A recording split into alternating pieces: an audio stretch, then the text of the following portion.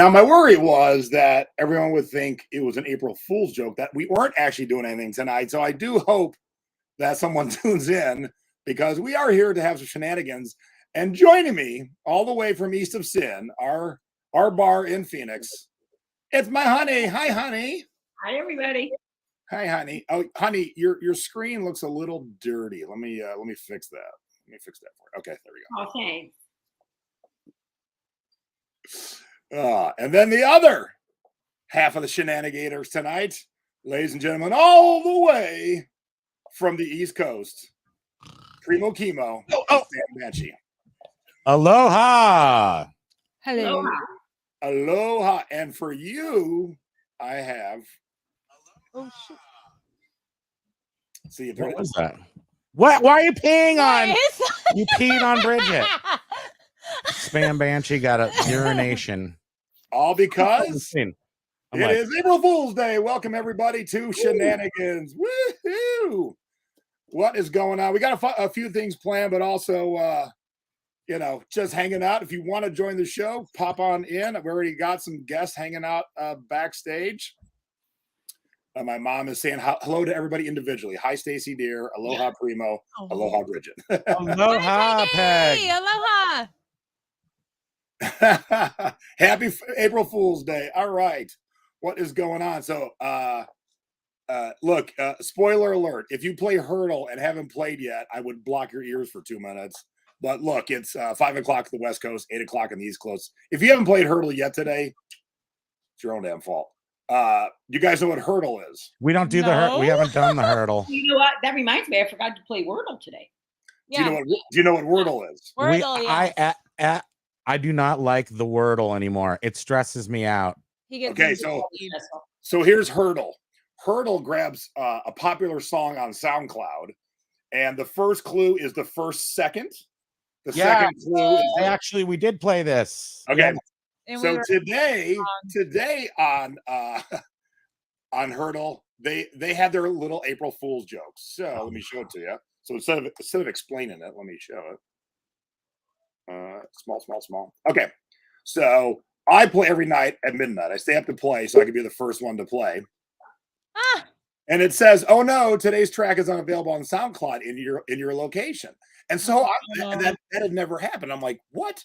So I switched from Chrome over to Safari. Oh, you went crazy. Said the same thing. Switched to my mobile devices. Said the same thing. So it says, "We're really sorry. The answer is here, though, if you want to maintain your streak. We won't tell." So like a fool, I fell for it, and I clicked it. Oh, did you get rickrolled? Oh, and I rickrolled everybody. Never gonna give you up. So, yeah. That's awesome. It was genius. And here I am at midnight without really anyone to tell. I'm like, oh, my God, Hurdle is just rickrolling everybody today. Well, that's actually why I played Hurdle once, and it was like 10 guesses in. And I'm like, I'm never playing this again. I smashed it on the ground, but it was internet, so I didn't really do that. So here's the fun thing about Hurdle. Some songs, everyone knows that first second. And then some songs, you get to like the fourth clue, you're like, oh, I know that song. Have I never listened to the first 10 seconds of it? Because you get into it, you're like, oh, this is one of my favorite songs. I didn't know the first 10 seconds. So, and then sometimes it hits a song you never heard of. So you either try and know the artist, because as you type, so the other day it was what's her face? Missy Misdemeanor Elliott? No. Cardi B? Yes, it was Cardi B. Oh, okay. So I recognized her voice, and so I started typing Cardi B, and then all the Cardi B songs on SoundCloud came up, and then at least I have a fighting chance. And then I figured out what song it was. Oh, okay. So it does it actually link to SoundCloud, or you're doing that on your own? Is that cheating? I don't know. You tell me. No, not cheating. Because with Wordle, I mean, is looking up a word, is that any sort of online cheating?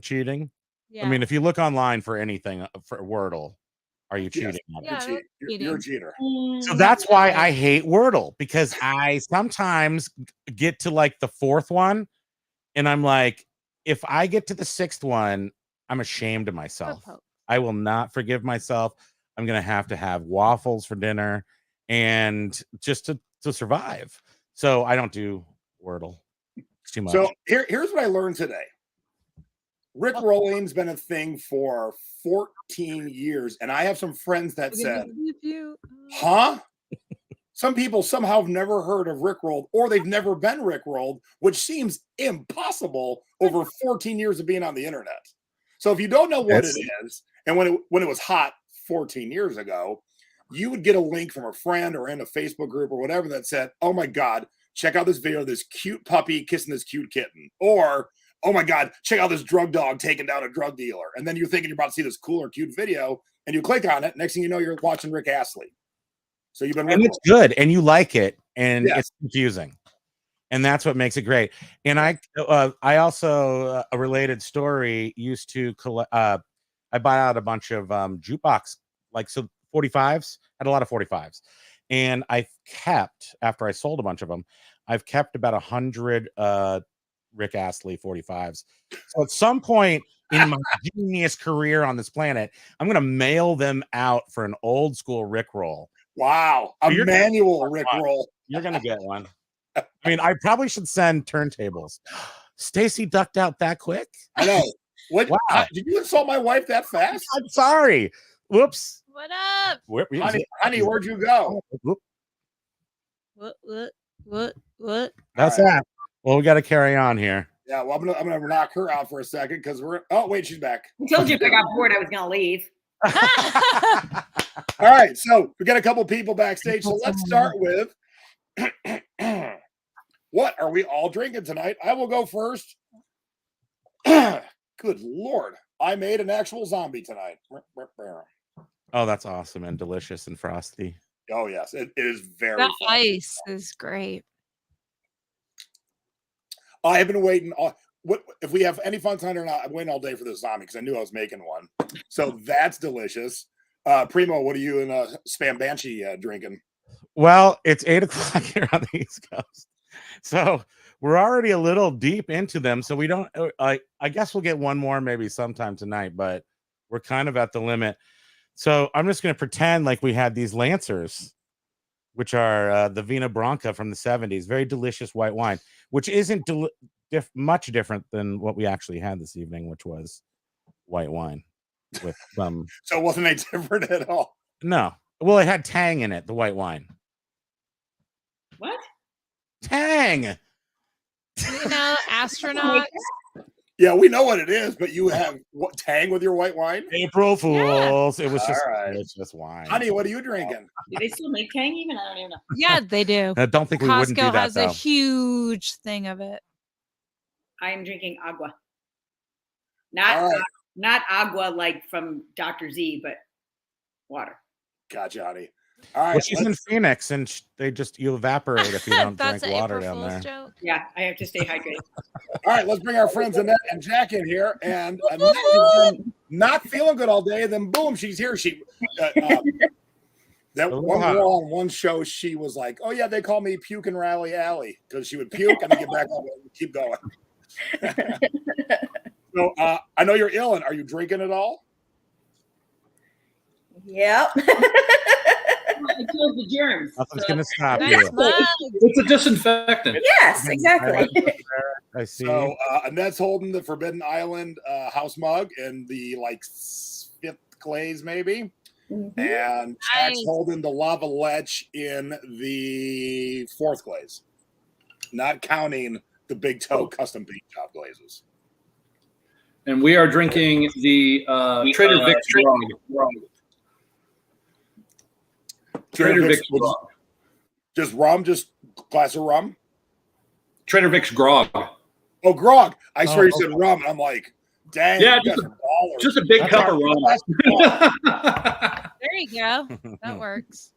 All right, we With- got one more person sneaking around backstage. Woo!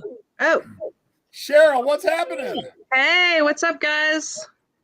Aloha. So I just got my water. I'm on mom duty for pickup tonight. Oh, geez. I know. I got ringed into that pickup from school. Hey, can I go hang out? So I gotta wait till after the pickup. The weird thing is your kid is 27. What? And I wish at times. Thank you. I'll be here all week. Thank you. But All right. Since we actually have a good little round of people, I wasn't going to do this right off the gate, but who wants to play a game? You want to play a game, Cheryl? Play a game. Let's go. Annette and Jack, you up? All right. So we haven't done this in quite a while. And so what I'm going to do is, if anyone else wants to hop in right now, y'all can play too. 3 of us will play around, and the loser goes, and then the next person comes in. All right? Makes sense. So here's what we're doing. Like the loser should have to do something like push-ups or something. Okay, I'm gonna sit this round out. All right, with the help of Annette and with Stace and with me, I put together a spinning wheel of stuff that I think all of us should have around our house being resellers. Okay? And so whatever it stops on, y'all got to get up and run and go find one of these to match that category. Yeah, my way. And then the audience okay. the audience will vote who had the best one. Okay? Is there a time limit when I have to call you guys back after? Well, pretend we're live. I mean, look, we got no end time, but pretend we're live on TV. Don't take 17 minutes for one thing. Sweetie, well, no more than 12 minutes. You want to hold And Annette never came back. Looking around my workbench, seeing what I got here. Okay. I'm All right, so here we go. Throw them to the side. There we go. And Stacy's going to be our MC as we go run around like morons. Listed the longest. Okay, this is called the Debbie. What's the thing you have listed the longest? And go. You know what it is? Oh, Okay. There she goes. There she goes. All right. We've got some scramblers. I'm just gonna sit here. You and I are just gonna chill. Right? Hey, that's smart. Yep. Get your partner to do all the work. Super. Well, Cheryl didn't even have to get up. I'm in my work area. Garage. You can arm for each. I'm Might be one of my. Interested to see if, like, do we need to see the listing to see exactly how long this thing has been listed? Can you pull that stuff up? Oh, Jason's back, so he. I better You pop have to that up, verify. huh? You're saying verification. So I asked my admins if they wanted to pop in, and Aaron said, I'm eating and I'm in my teacher moo-moo. Aaron, you have to come in. I need to see your teacher moo-moo. Oh yeah, the game is on hold. You can't say that and then not come into the screen to see your teacher moo-moo. I need more information about this moo-moo. Oh, I know. Oops. All right, we got oh no, Annette and Jack, and I I think told you, and that's going to disappear and never come they back. went separate directions. Oh no, I think they both went. Coming back. Jack's back. I'm Oh, empty-handed. yeah, that is that thing. There we go. Okay, got it? that was nice and quick. Woo, Thank you, I'm out of breath. Cheryl didn't even have to get up. I've got the exact time mine's been listed too. So, All right. Okay. all right, you're the host. Who goes first? I will say, well, let's Cheryl go first because she had it right there, ready to go. Okay. I bought a lot of patches, like a bag of them, probably 50 of them, and it's been up since 2018.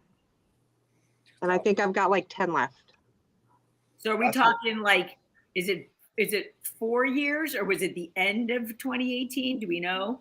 Yep, we have, let's see, April 22nd, 2018 was my listing date. So that's like 4 years. It's been a while. They're all Florida too, by the way. Are they all Florida? That one patch? No, they were all different. They were all vintage patches from different states. I did really well on them. I like them. All right. No, good. All What's right. happening, Paul from WonderCon? What? Said Paul is watching us from WonderCon. Oh, Oh, I have no idea what that is. I know you're probably not surprised. It's somewhere where you're pretty excited about being there, and it's Wonderful. it's wonderful. What did I do there? Yeah. All right. So Spam Banshee looks like she's holding something kind of heavy. So It's very excited about we'll this. let her, Okay. we'll let her show her thing. Present. And it's surprising because this piece of owl should have sold, right? That's cool. Ooh, Yeah, that's that's nice. I haven't been able to sell it, and that's probably the longest thing we've had, but that's only maybe 2 years. Not. Maybe you need to put a video in the listing with her doing that with it, and it'll sell. I very much agree with I that. don't think people have What is it? Is it just so it's like a little art piece? Well, you stick It's a a candle like right on the I see. stem, and then it's. I mean, it's like a full like a 3-inch votive type, Yeah. of And how long has that been listed? Ish. Oh God, 2 we've years? we've only had things listed for maybe 2 years, so All right. Well, still. 3 years, but But this is the longest one. I think, been the Lori's giving a little love to Spam Banshee's dress. Yes. Oh, thanks. Thank you. That's why, Aaron, you got to come in here and compete with us. Yes, I love it. I think we should do the couples that are together need to switch clothes since there's only 2 of them. It wouldn't I matter. I know, right? Now, Right. if anybody's watching, that's for sale. Cheryl's patches are Obviously. for sale. So Stuff's for if you sale. like it, we'll cut you a deal. All right. We'll do Annette and Jack next. All right. So you guys have an unfair advantage over me because I just started my eBay store in May of last year. So this was the very first item, and I still have it for sale. You could see it's a puzzle. Just dashing young light. Oh, it's Hallmark. Yes, Oh. it is Hallmark. That's a fine But- brand. Yeah, it is. I used to work for them. Oh, All right. Well, I feel mine's gonna be anticlimactic now because Cheryl comes in with it was listed in the 90s or whatever she said. But I can tell you exactly. Hold please, I had it ready to go. It's been listed for 2 years, 1 month, and 9 days. okay. So you and Primo probably have a tie there. Bad Company. Oh. Now, are there any songs that we know from Bad Company on that, or is that one of those little known releases that just didn't go anywhere? Or does everyone have it? That does not look familiar to me. I don't think so. But the other thing too is it's sealed. Come on, who doesn't want this? Oh my gosh. What? And that's very early in the cassette How much are you selling it offerings. for? I got it for $11 or best offer. Oh, that's not bad. And cassettes, when did cassettes become really hot? Like just this last year before a little bit. So you listed that kind of early in the cassette thing. I have heard that eBay does ghost old things if you don't relist them or Here, check it out. Look how many. All right, let's play a quick fun new game. Okay, you've relisted it like 20 times. How many views has this cassette have? I mean, on your listing, is that what you're talking about? I don't know eBay Yeah. speaks. Yeah, On I your couldn't see listing, anybody else's views. I don't know. 8,000 views. 1,500. They're always impressive. I look at them. I'm We like, have a fun 1,500 story. What is that? I'll tell you in a second. All right, so we got 8,000, 1,500. Annette and Jack. 1750. I'll go with And that. now, is this like closest without going over? Because I'll say one. Just closest.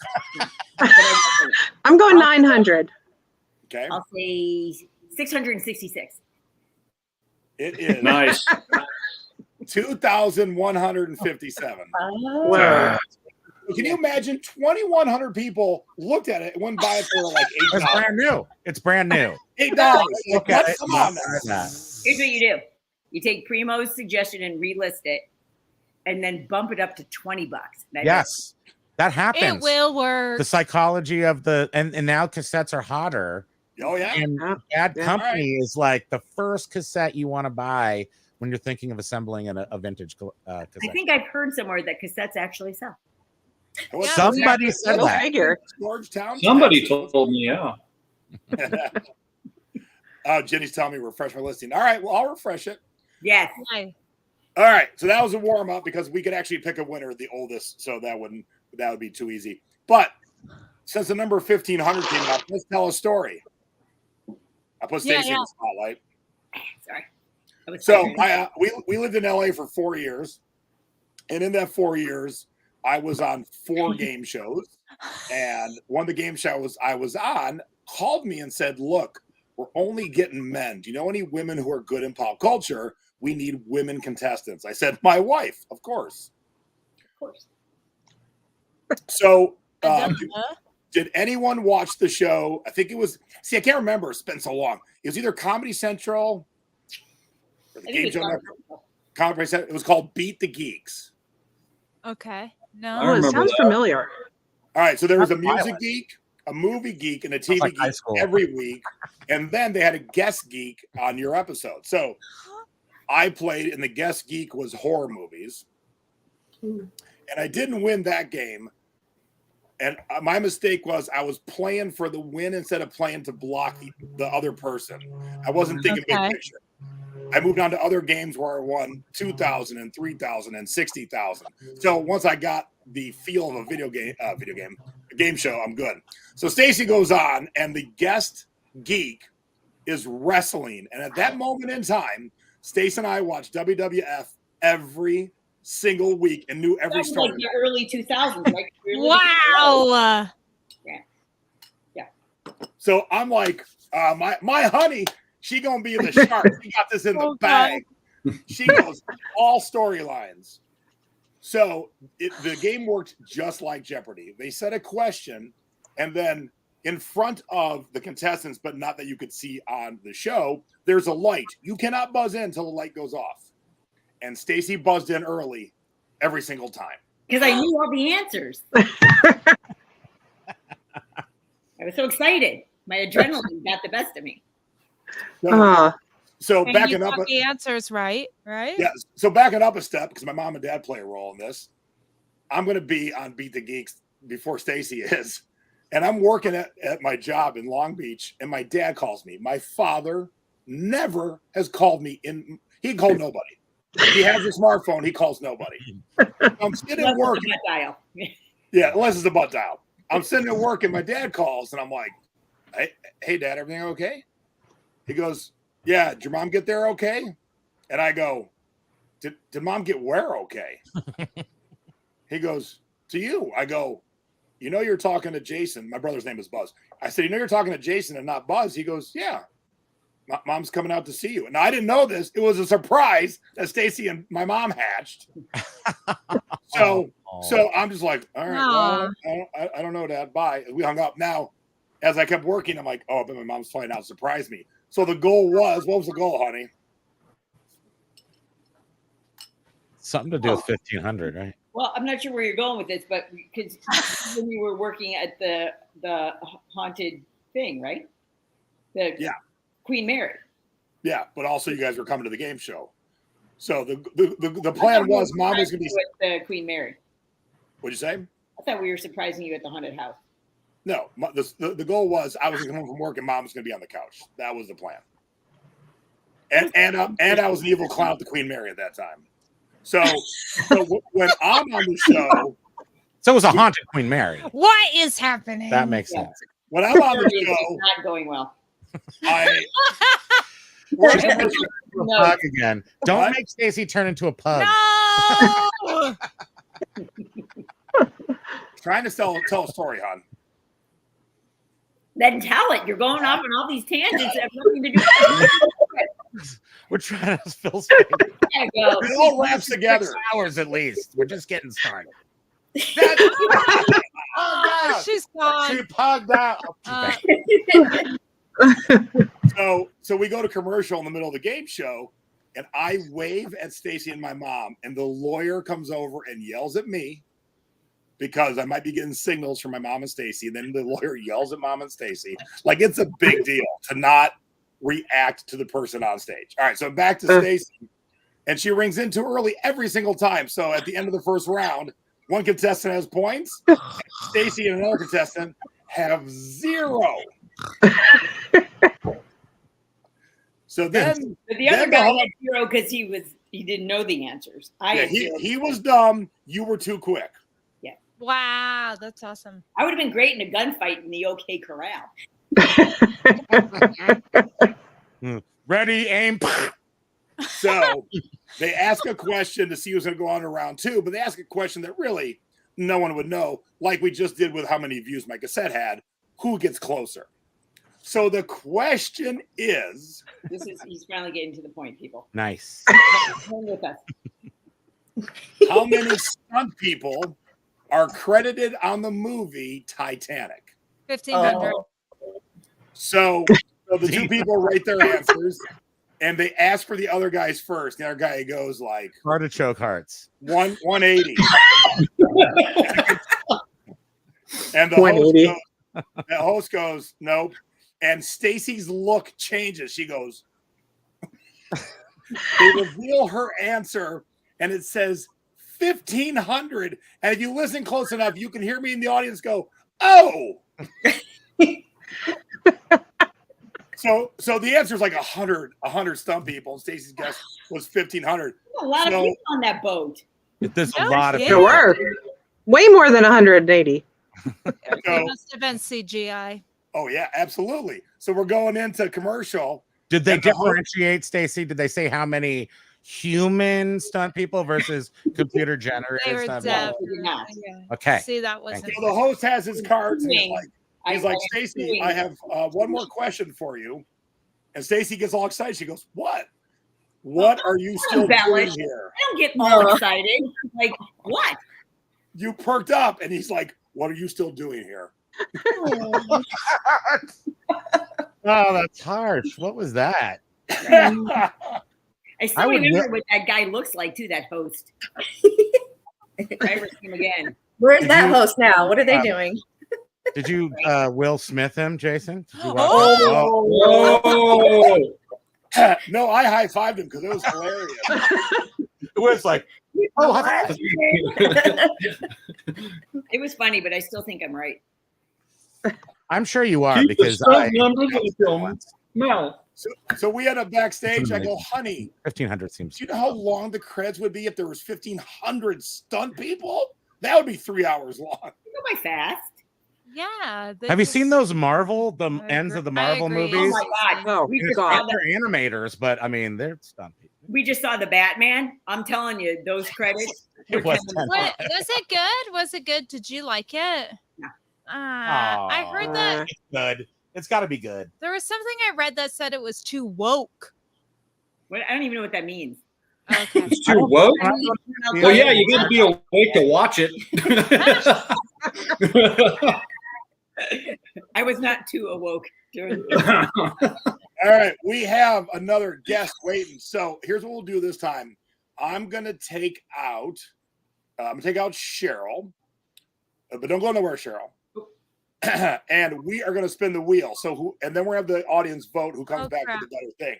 So whoever loses, they're out and Cheryl's in, and then our next guest will be in too. So that's how we'll do it. All right. Wait, who won the last one? hell. Yeah, who won the last one? Well, I think you guys. Well, no, wait. Cheryl's I think was older. So Cheryl was Cheryl was oldest. the oldest, so she actually was the winner. all right. So I'm bringing Cheryl back in. Oh, Because they've only been selling for 2 months. There we go. I'm okay sitting out. I'm okay.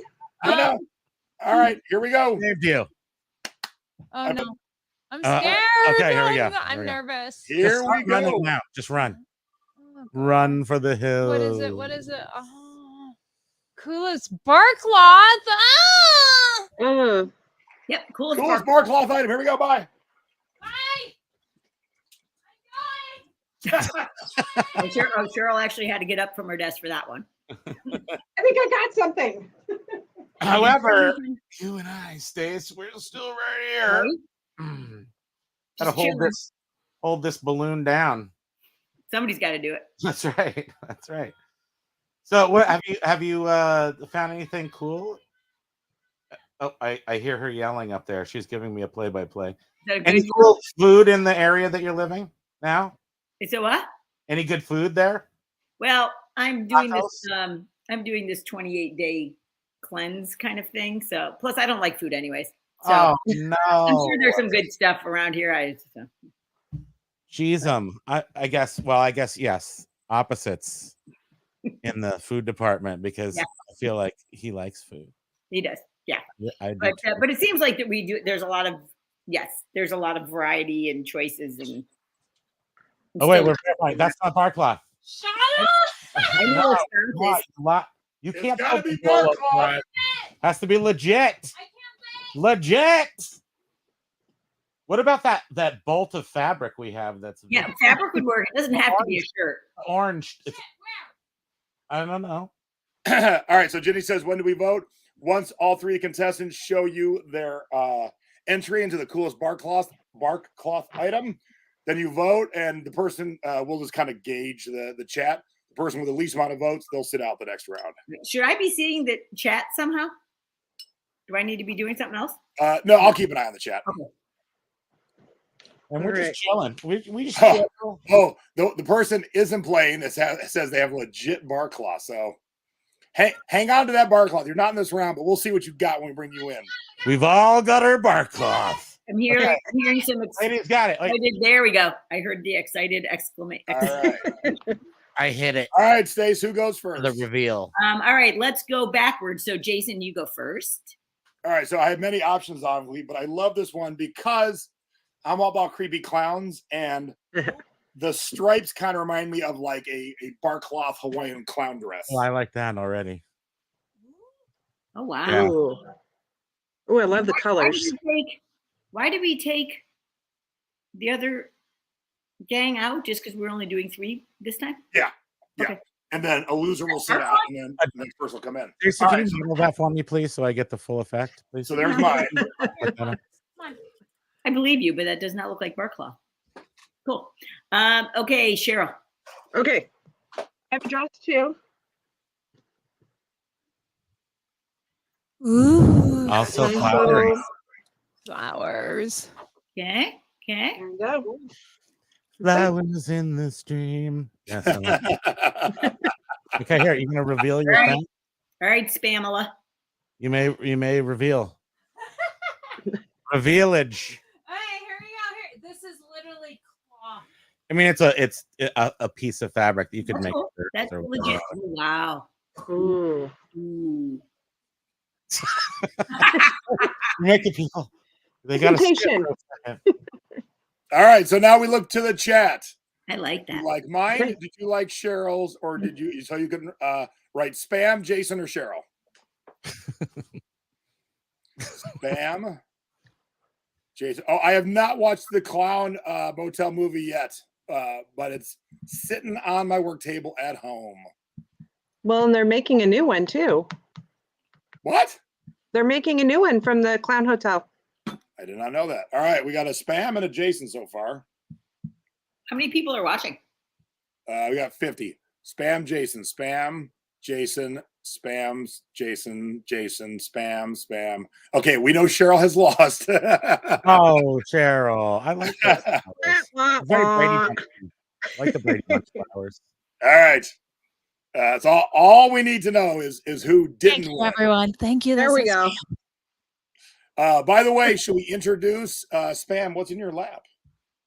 Oh, That's Master Pokey. our son. That's Pokey the Chihuahua. He was named after many things, really, but mostly after the Hawaiian record label from the 70s, Pokey Records. Is that spelled the same as raw fish poke, or is that different? It's P-O-K-I, Poke is P-O-K-E with the accent. Everyone wanted to see our actual bar cloth again. So Again. Oh yeah. no, I had many options because I have a whole closet full here at the office, but I thought you don't see it with the stripes like this too often. No. Yeah. We have more too, but it's like deep in bins, and I could not get to it quick enough. It's like I'm peeking, Yeah. like I'm creeping. Hey. Hey, Hi. ooh, hey. Oh, doing the loo. There. All right, Cheryl, don't leave. You're sitting out, but we're gonna bring a new person in because Our stuff smells good too, by the way. It smells like vintage. Smells like what? Vintage? Vintage, yes. okay, what's happening? It does. I can vouch for that. Yep. It's a little bit like Yep. Pirates of the Caribbean bye. mixed with Yep. yeah. Bye. All right, so Becky, even though she wasn't in that round, she said she had some awesome bar cloth. Damn, this zombie went down way too quick and easy. Yeah, and it sounded Oh, yeah. Oh, yes, you do. Ooh. I might have lost had you been in this round. That's pretty sweet. Oh, that's nice. fully disqualified Now, is Okay. that cloth from this round. weight or is that furniture weight? Becky, we don't hear you. Oh, we're not hearing. And that's the other thing. A lot of times, bark cloth is only printed on one side. Not always, but sometimes. Yeah, that's right. I wonder where that is. Just the way they make it. Still can't hear you, Beck. So while Becky looks into her system, although she had cool bark cloth, Yeah. I'll take her out, and I'm bringing Annette and Jack back in, and we're gonna spin to win. Oh dear. No whammy, no whammy, no whammy. Oh, I should have thrown in one. Take your clothes off or something. Something. No.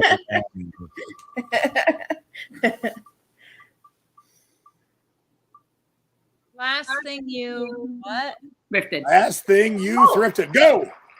Nope. Go, go. She's gone. My wife is gone. I don't know where she Wait, went. hold on. What was it technically? I know Jason hasn't. Oh, good yeah. God. Holy moly. Oh, you hadn't seen it yet. You're going to love this one, Jason. We have to mute so we can co Okay. mingle. No, it doesn't. I think Jason just went out. Well, I don't know if he's got. He took a little trip to Salt Lake, so I'm guessing maybe he bought something in Salt Lake. So he's going to share. Yeah, I know. I feel I got this in the bag. I don't care what anyone else comes back with. So what is the vote? Just like the thing that the audience likes the best. Yep. Yeah. Okay, while we're waiting for Spam to come back, let's check Becky's microphone. Anything? Oh, that is it. Yeah, that is literally the last thing we. Wait, Hang put on. it right. Becky, You Becky, always say like to something. reveal. Oh crap. You're in it. Becky? Nope. All right.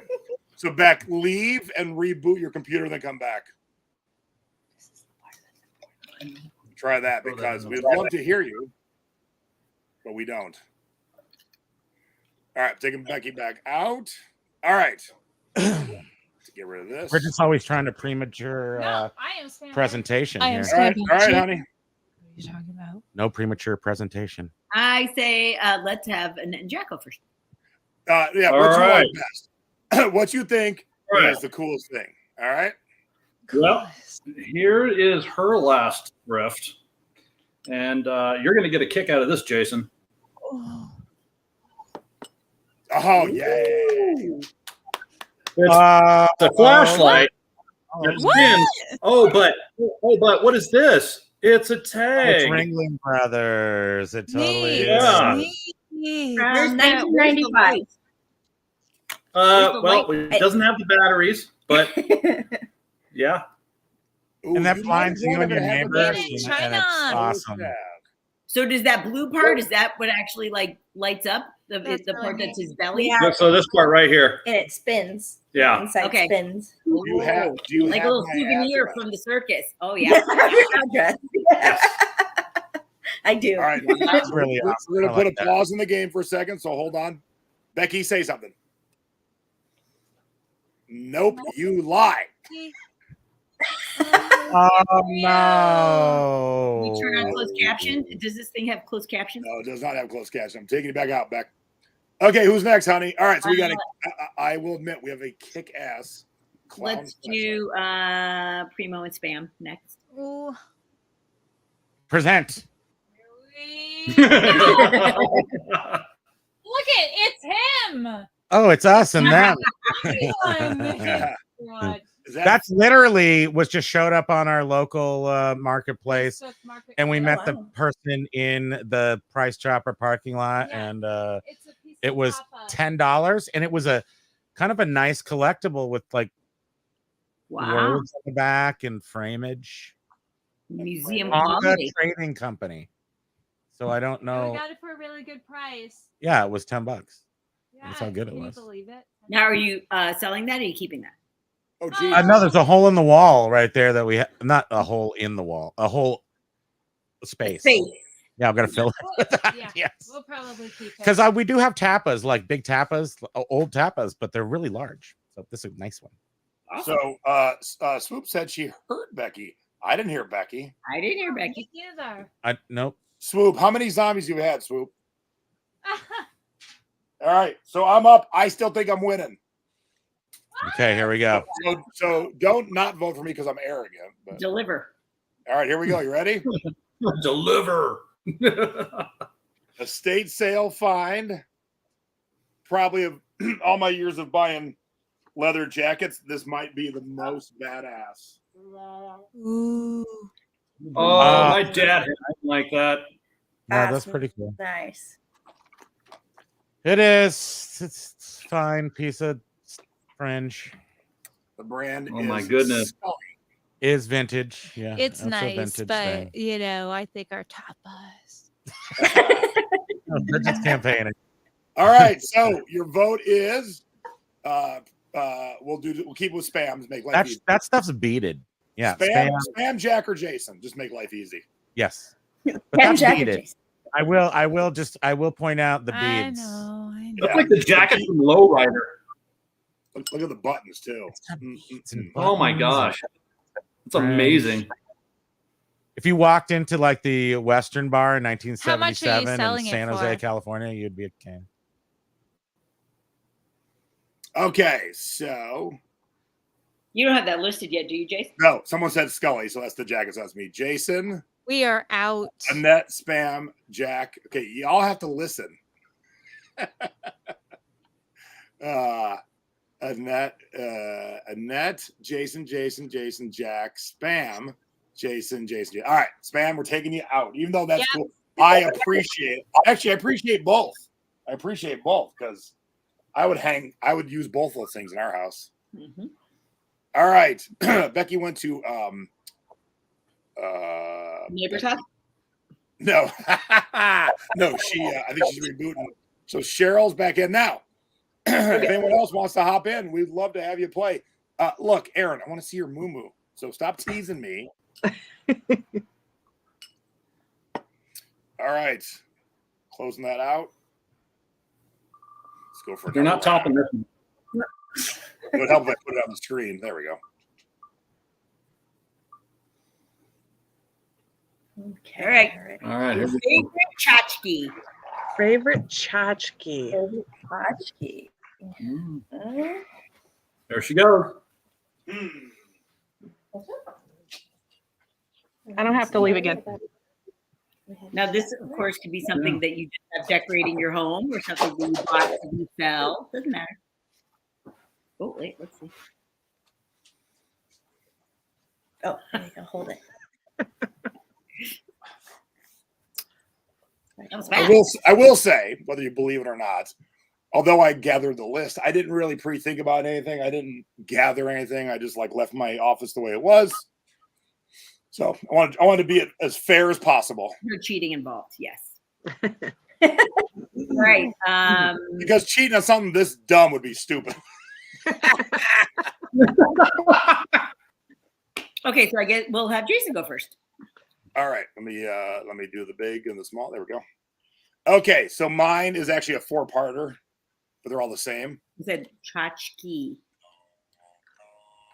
Oh, Can't really hear it. That's weird. Oh, his battery's dead. Crap, come on. Someone be good.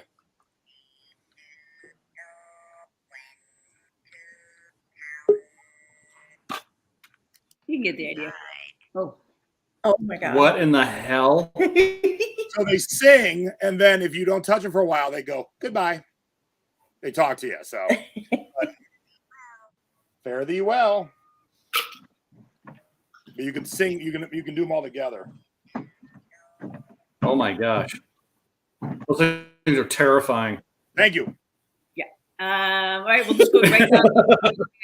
So Wow. AJ is next. AJ, here we go. AJ, go for it. I'm gonna see those in my dreams. Okay, so we got this little thing, and it is a Trader Vic's. Yep, it's a mint. Now the reason why this thing is so important is because she went to go thrifting at Goodwill, and in between everything being checked out, they sat this thing down and they put it on the ground. She went back the next day freaking out that she didn't have it. And it was the only thing that she was really, really excited about. She went back and it was still on the shelf. No one knew what they were looking at. This was still sitting there. So she was able to pick it up. They reprocessed it, put it back on the shelf, and she was able to pick it up. So this is now ours. We're not selling it. Right. It's part of our stuff. So Victory. because we got Yeah. space and But yeah, that was it. So it's a nice little home edition. Love it. Now, if the category was shot glass, you would have won. Throw a little. Yeah, true. Okay, Cheryl. Well, I don't have a favorite. I've got, if you guys could see my backboard, a lot of tchotchkes back over here, but these are two that are always fun and I laugh at when I look at. Are they a couple? Well, the other G.I. Joe up there and the Hula Barbie might be jealous, but you know, whatever works for them. We lost. We totally lost. All right. So in the chat, AJ, since Stacy coined them, AJ, Jason, or Cheryl? AJ, Jason, or Cheryl?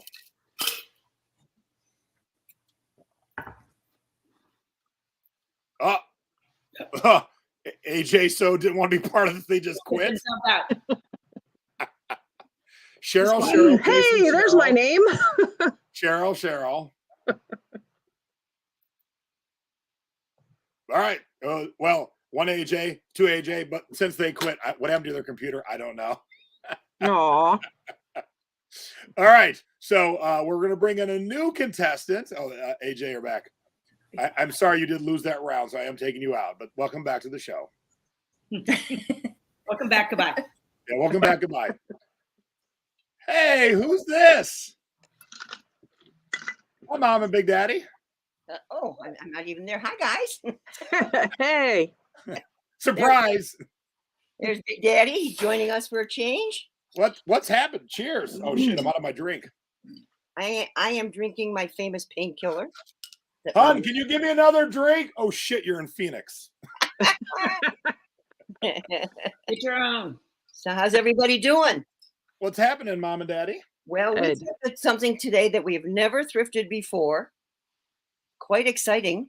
So you have to tune in Sunday to find out what it is. All right, so since you said that, hold please. Okay. I have so many things ready to go. I don't know where everything is. Hold please. Oh, there it is. Okay, yep, there it is. Ta-da. Pa-dow. All right, so y'all, you're still writing ridiculously long. I know we're way later. That's it. That's the way it works. Yeah, we're ridiculous. You guys are writing ridiculously long descriptions. Yes. I write so short, and I sell things for $500, $600. Y'all are still writing books, so we're gonna show you some what not to do's, and then exactly what to do. So, Mom, on Sunday, have something ready to list. Have your pictures ready. I'll have mine ready. Okay, I will. We'll do our descriptions. Debbie wants to know how big it is. Tall. I'll say that much. Of course, it's tall. It's Mom and Dad. What do you think? 5 feet. Yeah, about 5 feet. So it's Stacy. No one's ever said 5 feet was tall before. Thank you. There you go, Stacy. All right, you guys up for playing? Sure. All right, here we go. We'll spin the wheel. All right. Such anticipation. Oh wait, it didn't. You didn't delete it. Yeah, I didn't hit the button to remove it. Ignore.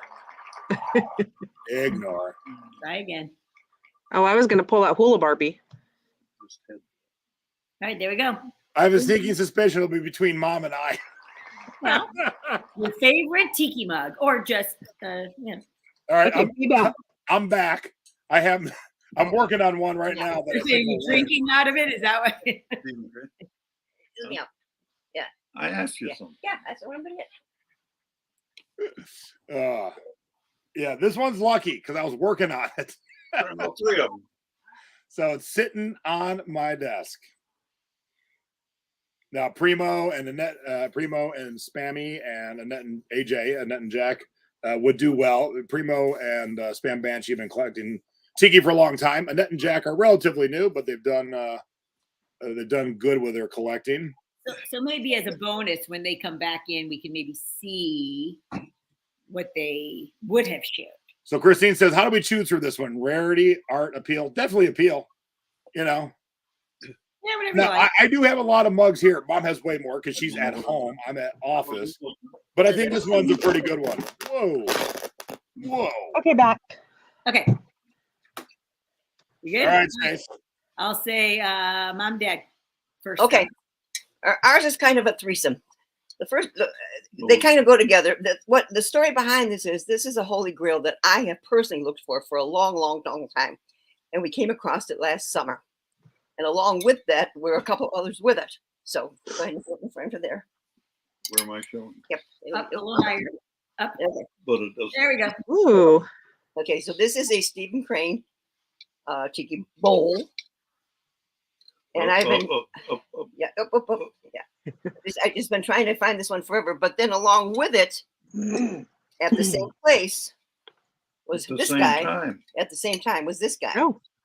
Not him. Yeah, I say it comes later, huh? They know, they can see it. And so that guy was there as well. And then I already had this one because Jason had found me this one. So that's my Stephen Crane collection. I know we're only supposed to do one. Let's go back to the first one. So for the contest, the bowl is the entry. But wait. Okay, my folks are up there with us for collecting. You better know the real name of that bowl. Oh, it's Sophisticated chicken. You're close. It's emancipated chicken. Circumcised chicken. Something chicken. You're right, but you got to come up with that something. Sophisticated. Syncopated chicken. I'll tell you this: it begins with an H. Oh God, that doesn't even do it for me. Does it do it for you? All right, so my wife should know too. So let me ask her. I know what it is.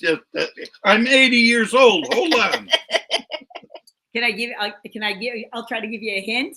Yeah, maybe. I like your hint. Look into my eyes. Hypnotized chicken. You're hypnotic chicken. Hypnotic chicken. That's hypnotic. Because when you think of tiki, you think of hypnotic chicken. Right. Hey, Becky, did you never come back? What happened to Becky? Yeah, that's hypnotic chicken bowl. All right, babe, who's next? Let's do Cheryl. Okay, mine's not that exciting. You guys way got this one covered, but this is my Porgahannes. Nice. So, yeah.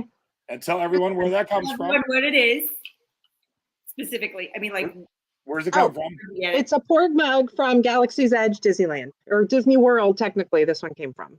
Yeah. So Porg is a character from Star Wars. And, from the Star Wars. And that is a tiki mug you get when you're at the cantina, in this case Disney World, but also Disneyland. Yep. All right, Sassy Frog, I know you're trying. It's such a bummer because you're always on. All right, so here's mine. It just happened to be on my desk right now because I'm getting ready to list it. But this one actually has actual earrings with it. Oh, I like it. Ooh. That's cool. Yeah, so this is a real person, Baby Doe. She's the one that throws Tiki Oasis, but you don't have too many mugs with actual earrings. Wow. Don't break it before you sell it. Sheesh. All right. Ready for the vote? Yep. I'll see y'all later. I'm out. We could just do Peg, Cheryl, or Jason in the chat. Yeah, it definitely is fashioned after a head vase. This is one of those hats that has the built-in sunglasses. Jason, Peg, Hypnotic Chicken, which means Peg, Jason, Cheryl, because she's not a professional tiki person. We're getting there.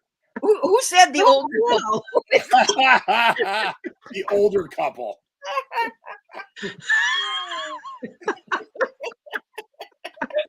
All right. Oh. Although Cheryl does have a good mug, we are taking her out. See you in a bit. Or never.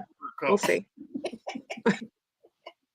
What is it from Pitch Perfect? Cut out? What is that when they're like, you're out? No, I don't. At the singing competition? All right. Welcome back, Primo. And oh my God, is that a hat? What's going on here? Holy shit. It's a wig. She's just trying on some new. Hoping there's a wig category. Yes. You know what? She does think ahead. She likes. I almost did that, Jace, because I know we have a couple wigs, but I almost did wigs. But I can't. Is that it's kind of a cross between Marge Simpson and the B-52s. It is, huh? Yeah. All right. Are you contestants ready? Okay, ready. Yes. Oh shoot! I didn't take it out again. God dang it! You had to leave. Here, I like it. What is it? Funny enough. Well, Funny enough. Hat. A hat. Yeah. the coolest, Okay. coolest, craziest, funniest, whatever you want to do. It's on Whatever. it's on my head. I'm just gonna go with that. I ain't moving. Leah?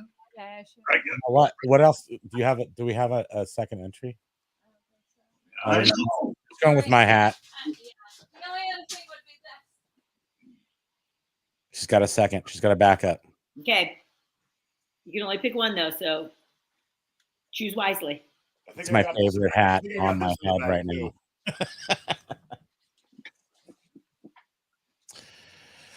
Oh, Jason. That's not that funny. The button on it's funny. It's my favorite button. But I'll show the button. Let me just show the button because I want. It's just a cowboy hat. But my aunt had this cowboy hat, and she passed away a while ago. But that button right there is like, it just always makes me just Can't remember shit. That's CRS. What's up? That's awesome. We hear spam way in the background. She's busy. So is she grabbing a different one, or are you going with the Primo hat? No, we're just going with this hat. But Okay. however, let's take the second with the tchotchke. This right here, let's talk about this tchotchke. This is a candlestick from Ettore Satsas from the Memphis movement, a very finite movement between like 84 and 87. And it's like Beetlejuice kind of architecture. But this is made out of steel. This weighs a lot. It doesn't look like it, but it probably weighs, I don't know, 10 pounds. You know what I thought of as soon as you showed that? Remember those little bird things that would tip over and get the beak wet? And, that's exactly what I thought of when I saw that. All right, babe. If you did that, then I'd be really impressed. Nice. You're getting a workout if that thing really weighs 10 pounds. It does weigh about, I mean, oh snap. You know, I sell stuff on eBay. I've got a scale within arm's reach. Right. I'm guessing it's closer to like 2 pounds. Okay, I say 2. Did you say 2 pounds? Well, you have lifted up those like. I think it's 2. Oh, shut up. I think it's 2 All right, hon, get us back on the hat track. I say it weighs 4.5 pounds. Okay, here we go. All right. Okay, so hats. 1 pound, I guess we'll go with Primo first. Here's my hat. It's on my Amazing head. Primo beer can hat. It's my favorite hat ever, and I wear it all the time. I love hat. Now, is there a story behind that? Did you make it? Did you buy it? Okay, so I had several hats from my aunt went to Hawaii when I went there when I was a kid all the time. So I had these hats when I grew up. In 2000 when tiki started kind of bubbling, resurgence. I bought the cans on eBay and had the beer can hat lady in Seattle, Washington make it for me. I had no idea there was an actual beer can hat lady. She was on eBay and she was the beer can hat lady. Dang. And she got really apparently she shut down her operation. She made like a lot of cowboy hats with Coors Light cans. And she was really psyched on this. And I also had her make me a fez out of similar cans. Where is that? Where's the fez? Where is the fez? Is it behind me somewhere? No. Sweetie, find the fez. No. All right. Let's go with Mom and Dad next. Okay. I've got my Easter bonnet here. Oh, I like that. Easter bonnet, everybody. Definitely thrifted. So that's me. And then Dad pulled out this, and that's thrifted. Oh, look. Sideways. You It's can a only little choose. small. You can only choose one entry. You know. But Dad's made choice. What? And that's Squeak. So I would choose wisely. That's another. Choose wisely. All right. So for the contest, which one are we going with? The Easter bonnet or the? Dad. We'll go with Dad. Okay. All right. And lastly, What are you doing with, Jay? What are Now, you doing? just in case you don't think it's a hat. Oh, it sure is a hat. Look at that. It's got the- What the heck? It's a hat with a hat. That is crazy. They sell that right out the Juggalos, right outside the You know, meeting so, house. so from a thrifting perspective, here's how dumb I am. That's the hat. This was at a party store 100 years ago. We were at, and they were closing them out, and there was like 5 of them for $2 each, and they were different, and I only bought one. The hell was I thinking? Stupid. You were All right, so your choices are Primo, Old, or Jason. That's not right. That's Look at this. mean. Authentic Primo beer cans from the 1960s. 70s. 70s. You got a Jason, a Tisk, a Big Daddy, Big Daddy, Primo, Pagan Regan, Jason, holy crap, you win. Jason, Dad, Jason, Big Daddy. This isn't the scariest hat. It's not the scariest hat. It's the best hat. Which hat would you wear? Oh, I wear this all day long. Yeah, me too. But I did have a backup, so I'll wear that for now. All right. I respect Lauren. All right, so Mom and Dad are staying in. Primo and Spammy, I'm taking you out for a second. And we have a new contestant. Woo. Brand Cheryl new. Cheryl can start drinking. She doesn't have to go pick up the kiddo. Yeah. It's me. Oh, Lisa, how the hell are you? Yeah. I'm awesome. Look at those pigtails. Dad. Yeah, look at that. I All right, are you was ready? a frizzle today. Are you drinking anything?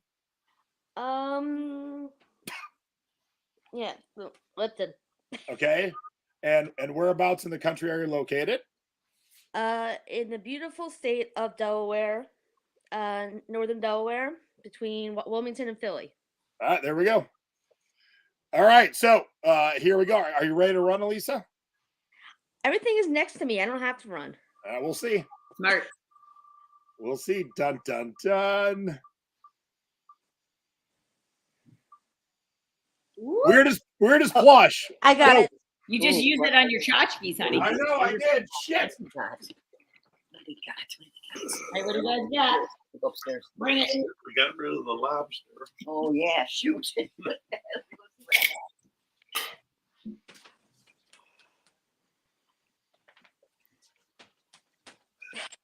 Told you not to go far. I'm back. All right. I gotta move my phone. I'm gonna just start riffing, but you came back so fast. Oh, I like that. Bloop, bloop, bloop, bloop, bloop, bloop. Fish lips.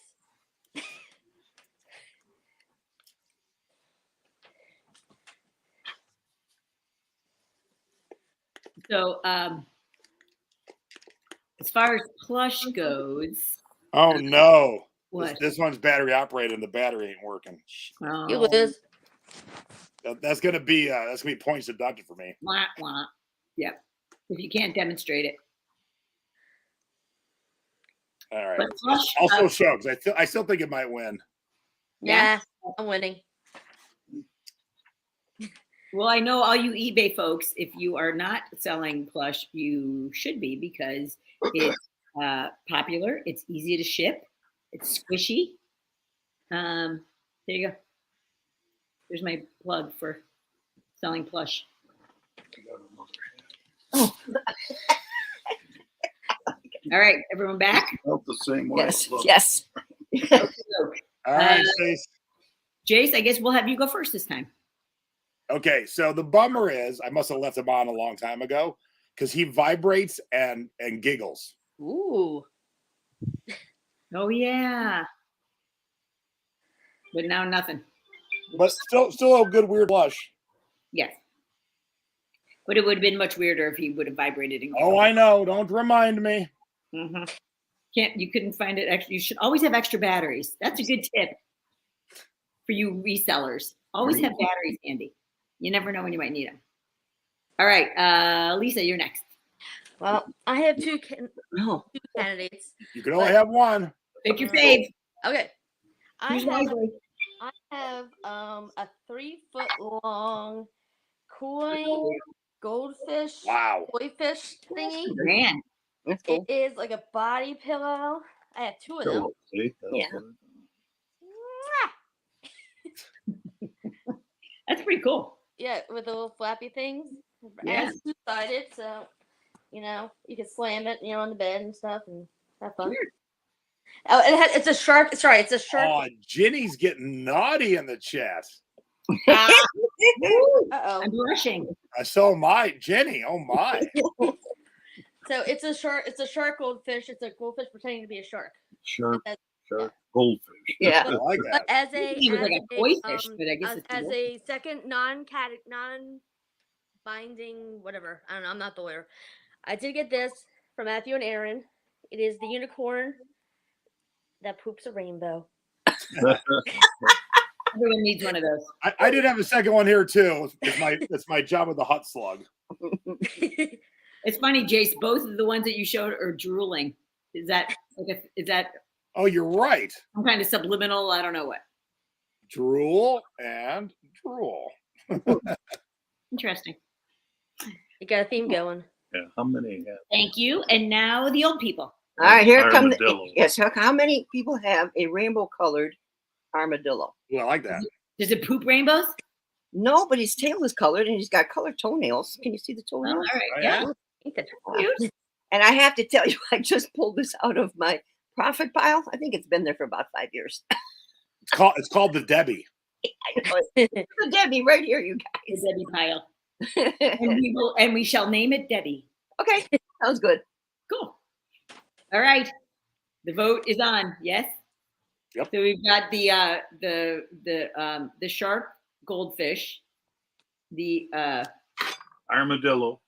armadillo, and then yours is, what do you call that, Jace? Isn't that from Monsters? He's called Horror Balls. It looks kind of like the Monsters Inc. Horribles. vote for me. Oh, cute. Horror balls, but horrible. And that's sold the Rainbow Armadillo before. Jason, Elisa, Armadillo, Elisa, Peggy, Armadillo. Oh, see you, Jace. Oh no, we're tied right now. Jason. Oh, this is a tough one. Yeah. All right, so I'll bow out. Yeah, it's a pretty close. This one was 33. But I'll bow out. I would say Lisa won. It sounded like. All right, we're gonna try this one more Sushi for time. all. Hi, Becky. Hello. Yay! Yay. But wait, the twist now is my keyboard won't work. Well, luckily it's just visuals at this point. So, The F, man. all right, I will stay in, but I am not competing. So it's Elisa, Mom and Dad, and Becky. Here we go. I'm coming for you. There is one category that if I'm not playing it comes up, I will play. And there it went. Is that it? What is it? Brightest colored item you have. Oh my Brightest god. colored item. Right. Oh. Oh, we got anything handy? And then Primo and Spam are coming back in because I'm laughing my ass off because I can see. And Cheryl's playing along too, I think she said. So how many people can you bring in at one time? I can bring in more people. Okay, I'm back. About Is that an Adam? That's not Adam Sandler that sings a song all by myself? no. Listen, the woman with flowers. I'm all by myself. Yeah, that's not Adam Sandler. But when Cheryl said that, that's what I was thinking. Did you go grab something, Cheryl? Cheryl's just Yes, playing I along by did. herself. She got a hat on. Clothes on. Funky dress. She really was just playing on her own. I'm looking around like, okay, what do I got? In her garage, she's won every round. Yeah, and that's just what I have been working on lately. Good night, Christine. Have a good evening. All right, Stace. But I'm off mommy duty. Yoo-hoo! Drink that drink. Nice glass. All right, so let's have Peggy go first. Okay. All right. This is not very exciting, but it's the brightest thing I could see real quick in the office. This eBay open bag. Got a lot of bright colors. It is very bright. 2017. Cool. Okay. All right. Let's since Becky finally has been able to join, do not disappoint. Well, Bring it. I have these shoes. Say hi. But I also have this shirt. So pick one. Like I'm neon on the show. orange, basically. It's a fishing shirt. Pick Now I your, want a hot dog with mustard. pick your entry. That sounds delicious. Which one are you entering into the contest? The shoe? The shirt. The shirt. Okay. It's bright. That is bright. You maybe would it scare the fish away though? I don't know. Okay, Cheryl. Okay, so I have this Hawaiian dress, which, oh man, I wish it were bigger and fit me. It's just absolutely All right, who great. opened your garage and blew your light out? Yeah, Mom, can you close the garage? Yeah, Mama came in the garage. Thanks, Mom. Everybody said hi, Mom. That's my brightest. It's coming. Closing. Oh, here we go. All right. Lisa. Oh, my turn? Yeah. Awesome. All right. So this is the brightest Cinco de Mayo skirt that I own. And I am not of Latinx descent of any kind, but it's fun. So, Oh yeah, that's cool. and I got it at Philly AIDS Thrift. I've been there. Yeah, I was this there, and it's perfect. And look, elastic for the ladies. You can drink as many margaritas as you need and not feel bloated. Yeah, and you could make it into like a pillow or something, I guess. I don't know. That's Very cute. It is. Okay, Jace, I think you're the last one, right? No, I'm not playing. I got kicked out the last I round. forgot. Yeah. Were we bringing in Primo or not for the contest? Those are on my own. All right, so the contest is over. The entries have been entered. Yes. I can't change my answer, no? Nope. Okay. I would let you, and I'm the judge, so go ahead. Where you want to change Okay. I might want to change my answer. I forgot I had this. it? I got a Halloween mask yesterday at the estate sale I went to. I totally forgot I had it. But I don't care. It's all in fun. So whatever you want to use. You're the judge. You tell me. I will let you use the mask. Okay. So we're judging the mask. All right, call for the. Come on. Wait, what? Call for the answers. That's what I said. Okay, so we got mask, skirt, eBay bag, and dress. And I will do a dance if I win. With the skirt on? Maybe. I'm not promising anything. All right, Peggy. One vote. Peggy has got it in the bag. Peggy. Boy, Ginny's on a roll tonight. Elisa, Becky, Cheryl. There's a Judge Stacy. What? Becky, Elisa. I feel very Monster Squad in this outfit. I love it. Did you breathe? Not really. All right, I so can't even looks see. like Peggy and my mom. All right, now here's what's funny. I'm going to kick out a couple people for now. Don't leave. We're still going to play with you. But don't, Becky, say it just like that. You ready? Because this is what was waiting backstage. You ready? Oh. Oh. I mean, talk about the universe aligning, right?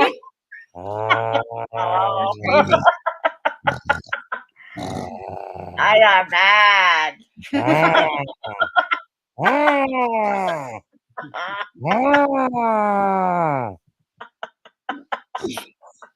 Oh, too funny. No touchy. No touchy.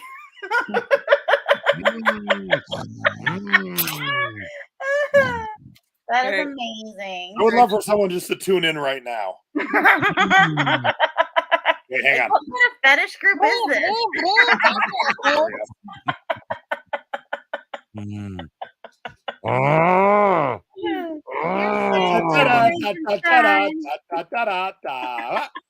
I'm scary.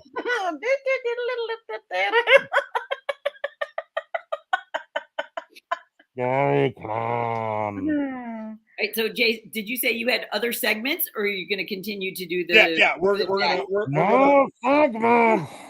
No. Whatever he I wants. can't fucking breathe in here. I can't breathe. Oh, is that what you were trying to say? That you couldn't breathe? I was trying to say I can't breathe. Man, those masks were a lot easier when I was a kid. Hey, that's why you get these masks, and you can. It's just all good. Yeah. I was in that for like 35 minutes, and I almost died. Sacrifice for your craft. That was my goal. A beautiful thing. This is Man. I don't subscribe to them or whatever. Trick or Treat Studios. This is like a hard head. It's all flat, and you twirl these up, and it looks better. Is that real human hair? It is real monster hair. Ah. That's a dang good mask. Isn't that Boris Karloff like completely awesome? What about the gruesome pig? Yes. I know. I think we're ignoring the Spam Banshee pig. That's the Don Post pig. Is that the pig from? Is that the pig from Time Bandits? I believe so. It's Don Post. It's the actual, like the, the brain missing. Wow. Yeah. There's like a couple of pigs, but I think this is the one. That one. Hi. Okay, Oh, looks like you. Oh, sweetie, you got something right there. Is there something on the wheel for the most disturbing? Because Spammy would sure win. Yes, she would. A new segment to the wheel. Hang on, Spammy. Let me. I'll give you full. There you go. There she goes. It looks like it has a beard. You know what's creepy is look at her eyes in there. The pig has eyes and a beard. Yeah. What is going on? What? What? I don't understand. The whole missing brain, the whole exposed brain thing is a whole nother. I don't know what's going on. All right, so we prepped Primo and Spam Banshee and myself. We prepped another segment, but I think we'll use everyone that's part of this to see if they can add to it. So we prepped 10 pieces of music each, right? Yeah. Okay. And then I'll show a piece of music. I'll have a story about that band, but the added bonus is I'm going to see if Staci knows what story I'm going to share. And then we'll see if Primo and Spam Banshee have any stories to go with it. And then we'll see if Cheryl, Mom and Dad, Elisa. Bam! Full Brady Bunch. Yeah, whole Brady Bunch. Turn a light on or something. Yeah, we need one more to have the whole Brady Bunch. Where's Alice? Oh, we're all back. Mom can be Alice. All right. Wrong way. All right, I'll kick it off and kind of get the flow. So one of our favorite artists in many versions is Sammy Hagar, from Montrose to Van Halen to Sammy and the Wabaritas to The Circle. And I do have a fun, you're gonna not believe it story involving Sammy Hagar. And so the question is, honey, what's the story? So what you just said? Funny story, or did you say something else that I missed? Yeah, fun story involving Sammy Hagar. Well, the one that comes to my mind the first is when I actually. Wait, just tell me where. Just tell the location. I'll tell the story. I think it was. Shoot, what's that concert? That outdoor concert venue in the Flats. Nautica. All right. So everybody here, well, Primo and Spam Banshee might not know, but Cheryl has been out with us. Lisa hasn't yet. Becky hasn't, but Mom and Dad. Stacy's a very picky eater. Like, that is an understatement. So at a Sammy Hagar concert, he made a margarita on stage and handed it to the audience. And we were like the 10th to get it. And my wife drank out of it. Like she won't eat things and have touched other things. That's awesome. If she just drank a cocktail, She was caught up in the and other moment. strangers She was with feeling the syphilis. Sammy. Germs. So She was in Margaritaville. I'll tell you I was why. going to say, it sounds like a Jimmy Buffett concert where the margaritas get passed around. Very similar. Yeah. So first of all, I trust Sammy Hagar. Yes. Who Yeah, wouldn't? of course. First thing. 2, it was a cocktail. And C, alcohol kills germs. Yeah. I think that's the same as the second one, but yes. Agree. Yeah, I think you're right. Here's the other cool Oh, it thing. was the medicinal. It was the medicinal. Oh, I see. I see. yeah. Yes. Of course, it heals. You I know, agree, Sammy it's healed. said, "Take a sip and pass it on." There was no asshole who drank the whole thing. I mean, we were like the 10th people to get it, and there was still cocktail in there. And she Backwashing. took a sip, and I looked at her. I go, "Who are you?" Actually, there's a fourth reason. You know, if a host offers you something, you don't want to be rude and decline. I would. Civilized. All right. So the initial thought was, Primo and Spammy. Do you guys have any Sammy Hagar stories? No. Okay, then you're out. Well, then apparently, I win. Cheryl, do you? I do not. Okay, you're out. Okay. Oh, I'm so ashamed. The only Sammy Hagar story I have is that we went to his place in Cabo. And what's it called?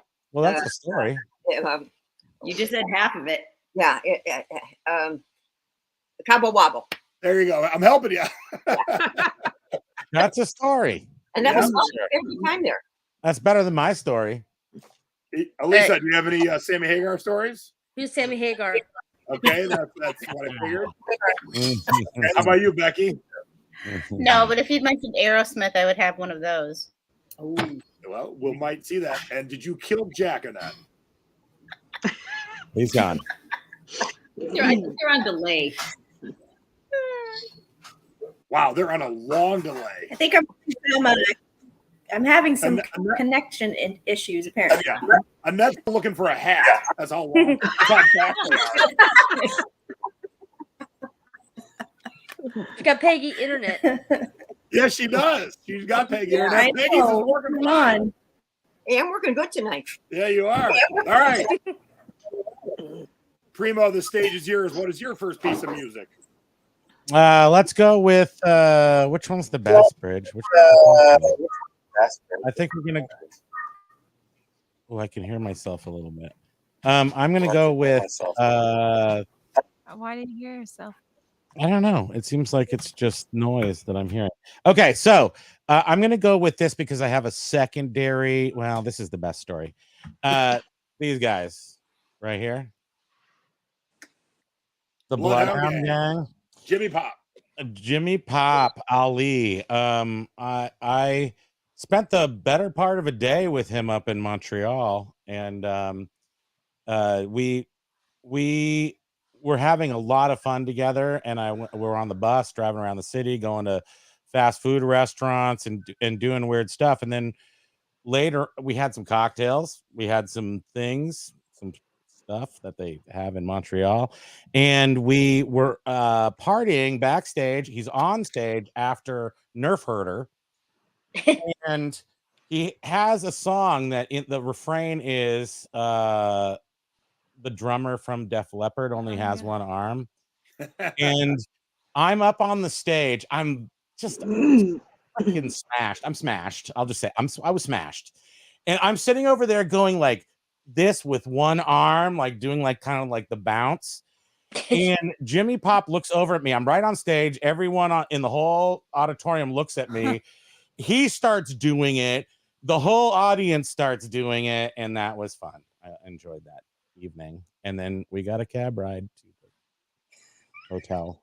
Now, I'm gonna guess no one has any Bloodhound Gang stories on our current panel. Maybe Becky. No Bloodhound Gang stories. No. All right, we don't really have a story, but I will tell you one of the funniest jokes on any record of all time. Most people don't even notice or understand because on a Bloodhound Gang CD, there's a song called "The 10 Best Things About New Jersey," and the song is 10 tracks of silence.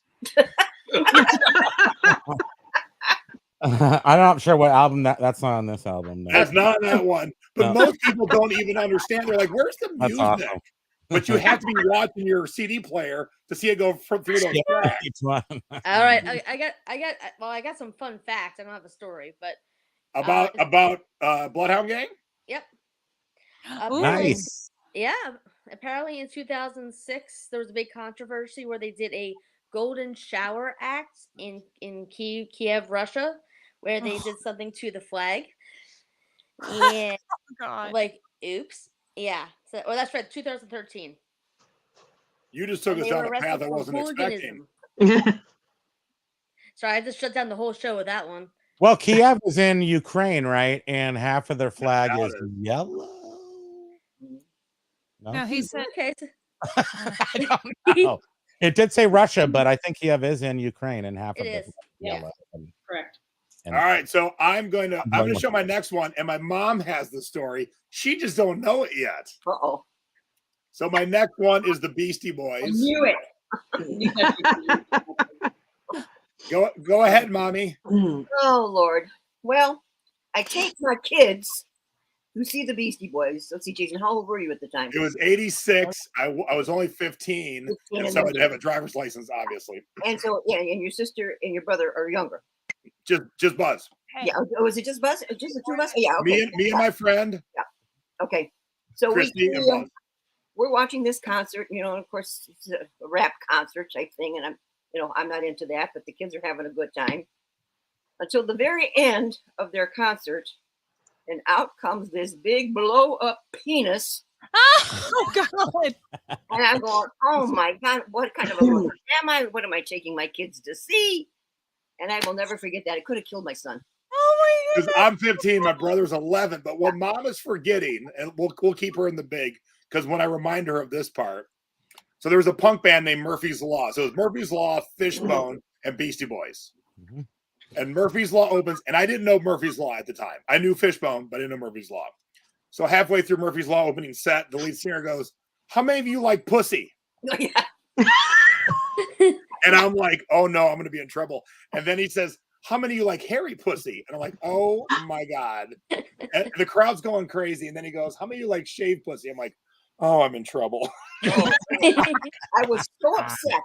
It was pretty good up to that point, and I said, oh my Lord, what am I doing? Now, if you didn't see that tour, that was the one time they were truly like drunken frat boys. And then they really got into their music. But their whole tour was they would stand there like this, and their sound, or not their sound guy, but their roadies would throw beers. If it didn't hit their hand exactly, they wouldn't move. And so beer cans were just bouncing all over the stage, exploding into beer, and then they would catch one and just drink. It was a drunken mess, but it was an amazing show. All right, Primo, you got a Beastie Boys story? I do. Stacy has one too. I have two technically, because when I worked for the radio station in my later life, after like somewhere in the 2000s, I guess, they were playing up at Montreal, and I was supposed to introduce them on stage at the Molson Auditorium where they play hockey and stuff, but it got messed up with another radio station, and that didn't happen. That's that story. But the best story is 1984, or 5. Was it 4 or 5? I get it confused because it was a long time ago. KITS Live 105 San Francisco. They show up for that tour that you went to go see. Before the tour started, they were just hitting radio stations, and I got a t-shirt, and on the front it said the Beastie Boys, on the back it said "Get off of my dick."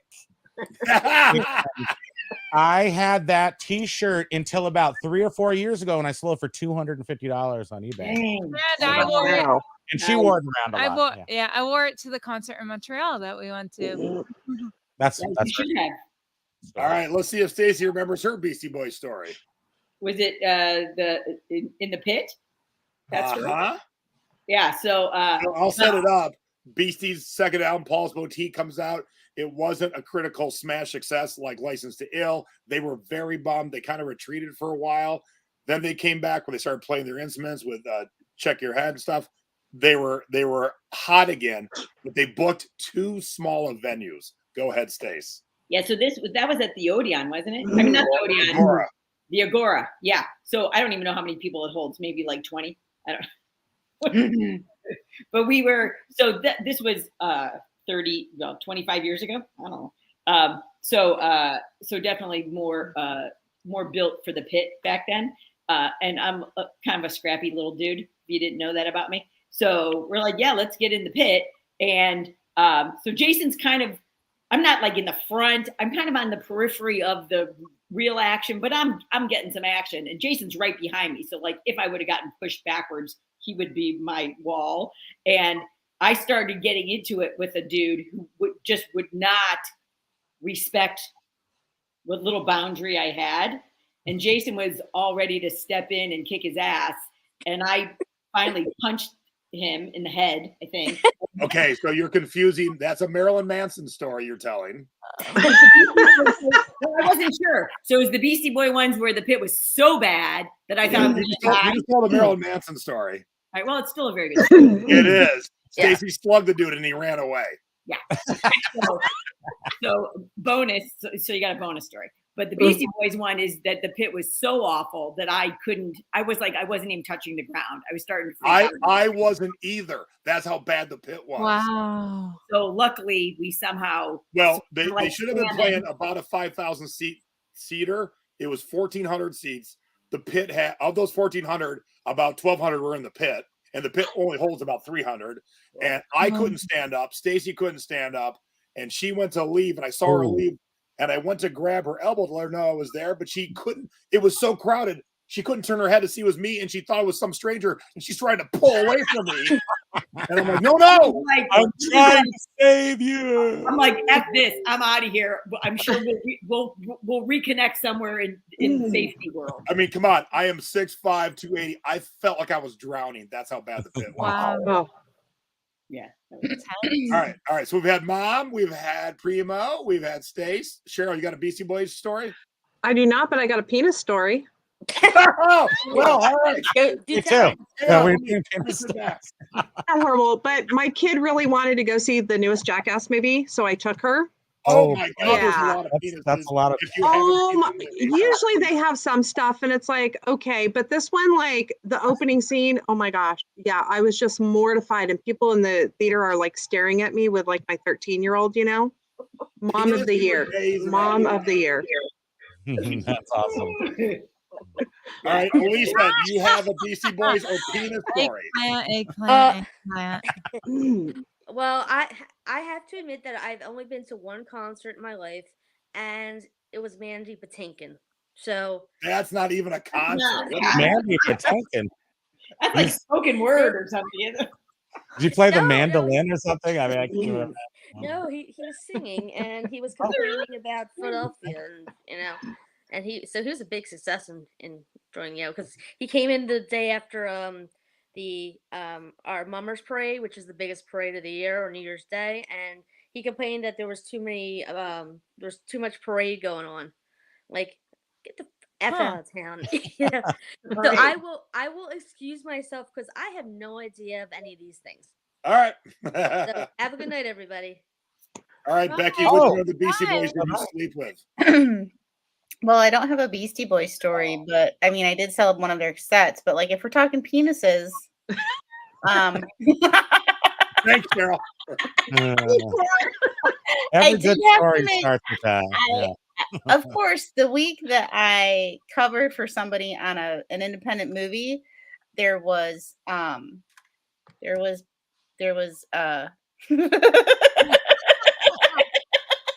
had to make sure his prosthetic penis was on correctly. For one, So were you like squatting down and making sure? you go in the bathroom and put You were it like, on, can you get this a little bit more up? Thank you. and I had to make sure that it stayed on and looked right for the scene. We need an expert, Becky. Yeah. Yeah. Okay. His testes are looking a little shiny. Can you dab them? What the heck? Basically. Oh, Lisa's calling you a fluffer. Close. I was thinking of that word. It's not fluffier. exactly that, but it's pretty close. I mean, I could be paid top dollar for that. Food I'd pictures rather would be work on cool. independent features and get paid peanuts. Peanuts. Peanuts. All right, so Diddy's last concert was Barry Manilow, like the last 10 years or like the 70s, Jenny? Back when he was spry. All right, Primo, what's your next piece of music? Okay, I will. By the way, the Beastie Boys, I was in the same room with them at the radio station with 10 other people, so they were right there. Just in the sense of that was pretty cool. Okay, these guys. You got upside down. Got it. So, you see that when I was courting Bridget, I took a bite out of this CD. And that's why she married you? Yes. Yep. Literally took a He bite won me out at of the this CD. Yeah. Okay, so Delight. I moved to Vermont in '93. I'm trying to see what I can't really see anything right now, but sometime around there, Lady Miss Kier was to come up. It was right at, I think it might have been right before Dewdrops in the Garden. After this, but before Dewdrops, she was coming up here for into Vermont for a fashion show kind of a thing. We had some hipsters up here from New York City that were throwing some stuff, and she was supposed to come to my house after the show, my house, which was an apartment, which was crazy enough, but it was way back when I believe those magical things could happen. And also a lot of people in town made a lot of clothing and did stuff. Snowstorm happens, 3 feet of snow happens. She doesn't show up, but I have made these Basswegians. Custom made shoes. Custom, one of a kind. Right here. I made these for the fashion show, which at the time I was fashionable. But these were actually made in her size, which happened to be my size at the time, which is very weird. And I had this thing where we were gonna meet up and she was gonna put these on, and she never just showed up. So bitch. So what size feet does she have? Those look kind of big. These are 8.5 Basswegians. My feet now are somehow like 11s. I'm not sure how that happened, but I used to be a human and now I'm Fred Flintstone. They fit me. I'm a size 9. Okay. So I'm gonna guess that none of us have a Delight story. You stumped me with a band, but we can go right back to penises. Okay. Oh, good. I thought we were done with when all else fails, go to the penis. Yeah, I can do that. Now, this a bunch of people heard the story, but I love sharing it, especially in when we're drinking. In a 6-month window, I saw both Kurt Cobain's naked penis and Courtney Love's naked vagina. And it didn't dawn on me till like. Were you at their house? Oh, no.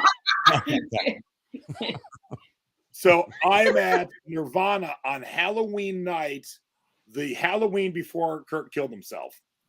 And it was supposed to be me and Staci and my best friend Artie. Staci got sick, and she said the unfortunate thing of, I'll catch him next to her. There was no next to her. But being Halloween, everyone was dressed up. And it was at Akron Rhodes Arena down at Akron University. And all the ushers were brothers of my buddy Art's from his fraternity. So we didn't have seats on the floor, but they let us sneak down. House lights went off. We dove over the rail. Boom, we're on the floor. And there's a point where the mosh pit was just so hot and heavy, I moved to the side of the stage because they had built the stage a little bit out. So you actually could stand side stage. I'm the only one over there catching my breath. And Kurt gets hit with a shoe. And while the band's playing, he walks over and he doesn't see me standing there. He whips out his ding-a-ling and pees in the shoe and throws it back in the crowd. Now, luckily, I was side stage. So I was not in the. That's awesome. The wet zone. So that was October. Splash zone. Like Kurt killed himself, unfortunately. And then Hole went on tour, and I forget who they opened for. But I'm down in the mosh pit, and Courtney wants to fight somebody in the mosh pit. So she dives off stage and she lands on the dude next to me. And I turn my head and I look up her skirt and she has no underwear on. So I have seen both her genitalias. That's my claim to fame. I'm sorry. It's unfortunate. Mom, do you have a Nirvana story? Yeah, right. Talk about Elvis or Jerry Lee Lewis or somebody like that. I can give you stories. Did you see their penises? No, I didn't see that. But I did see Elvis Presley for $15 Nice. back in the 50s. That's a lot of money. That's a lot of money now. Dad and I did a bug in person right next to the stage to Jerry Lee Lewis's Great Balls of Fire. Right there with him. So you did see. You saw Jerry Lee you Lewis. saw some Yeah. balls. And we danced to live in person with Fats Domino. So we saw some good oldies. Wow. Oh, that's awesome. Oh, to put a little button on mine, because it was Halloween, Kurt was wearing a full professional Barney costume, Barney the dinosaur. And he wore the whole thing for the first 3 songs. Dave Grohl was a full mummy. I mean, head to toe, full mummy. And that was the year Ted Danson did the blackface when he roasted Whoopi Goldberg. So Chris Novoselic did whiteface. Oh, so those are their 3 costumes that night. All right, you guys got a Nirvana song? You got a Nirvana story? Yeah, made one up. Nirvana is literally the only one I've seen him in concert. We have the Rolling Stone magazine when he died. Yeah. Well, I saw him twice. One time was in a smaller venue in I think it was San Francisco or somewhere around San Francisco. And the other one was in the Cow Palace, which was in San Francisco. And that was the Bosnian rape concert, which was right at the end of his career in life, somewhere pretty close. And that had a very violent what do you call it? Slam dancing area that I was never really into that because I couldn't breathe. I mean, I have to have a snorkel just to go in there, and it was very scary. But I like to be on the outskirts where they moved you around a little bit, but you really didn't have to get a concussion. So no, other than just seeing him, which actually is a pretty good claim to fame. Oh now. yeah, I mean, Nirvana was amazing in concert. And yes, and so we did see that. You know, because a lot of bands when they start, and Becky's been to a bunch of concerts, me and Stace, and you guys, especially the bands that are kind of on the fringe of hardcore or punk or something. That first album is raw, and then they get rich, and it ain't so raw no more. Yeah. But Nirvana was that rawness, even though they were huge stars at that point. Still, that rawness and that vulnerability that some bands just get a little blocky when they become rich and famous. So. I did love Nirvana. Becky, you got a Nirvana story? I do. Oh, wait. Stace has a Nirvana story? I don't even know what it's going to be. We met Dave Grohl at LAX. Oh, true. Yeah, but that wasn't Nirvana anymore. Well, the only reason he was anybody is because he had been in Nirvana. It's factual. You're right. We met Dave Grohl. We have pictures to prove it. Mm-hmm. I was telling somebody about that. We had to find that picture. Find it. I don't think I have any Nirvana stories. All right. I'm guessing you have another penis story locked and loaded. Maybe. You want to switch to a vagina story this time? Since I told a vagina story too? I don't think I have any vagina stories. I mean, I can make one up. I've not seen any celebrity vaginas. Really? Yeah. I've seen celebrity boobs. Oh yeah. I have poop stories that I shared with Candace Cameron Bure at the iHeart Country That Music sounds pretty good. I like I don't know what that means. Bring on the poop. That's my claim to fame. Is we got intimate in the green room with DJ Fuller. Nice. Yeah. All right, Primo, what's your next piece of music? Oh wait, Cheryl, do you have a Nirvana no. story? I don't. Okay. I don't. No current penis stories, nothing. Maybe a little later. We'll see. Okay. Okay, wait. Let me give you a choice because I have a lot of stories. Because I did work at the radio station, so I had so many like in short time interactions, like personal interactions. Do you know Star 69? Do you remember that? I do, but I don't know anything about them. Yeah, they were just really affected by their stuff, and she had a chihuahua and a fur coat, and Bridget copied her. These guys, everyone knows them, right?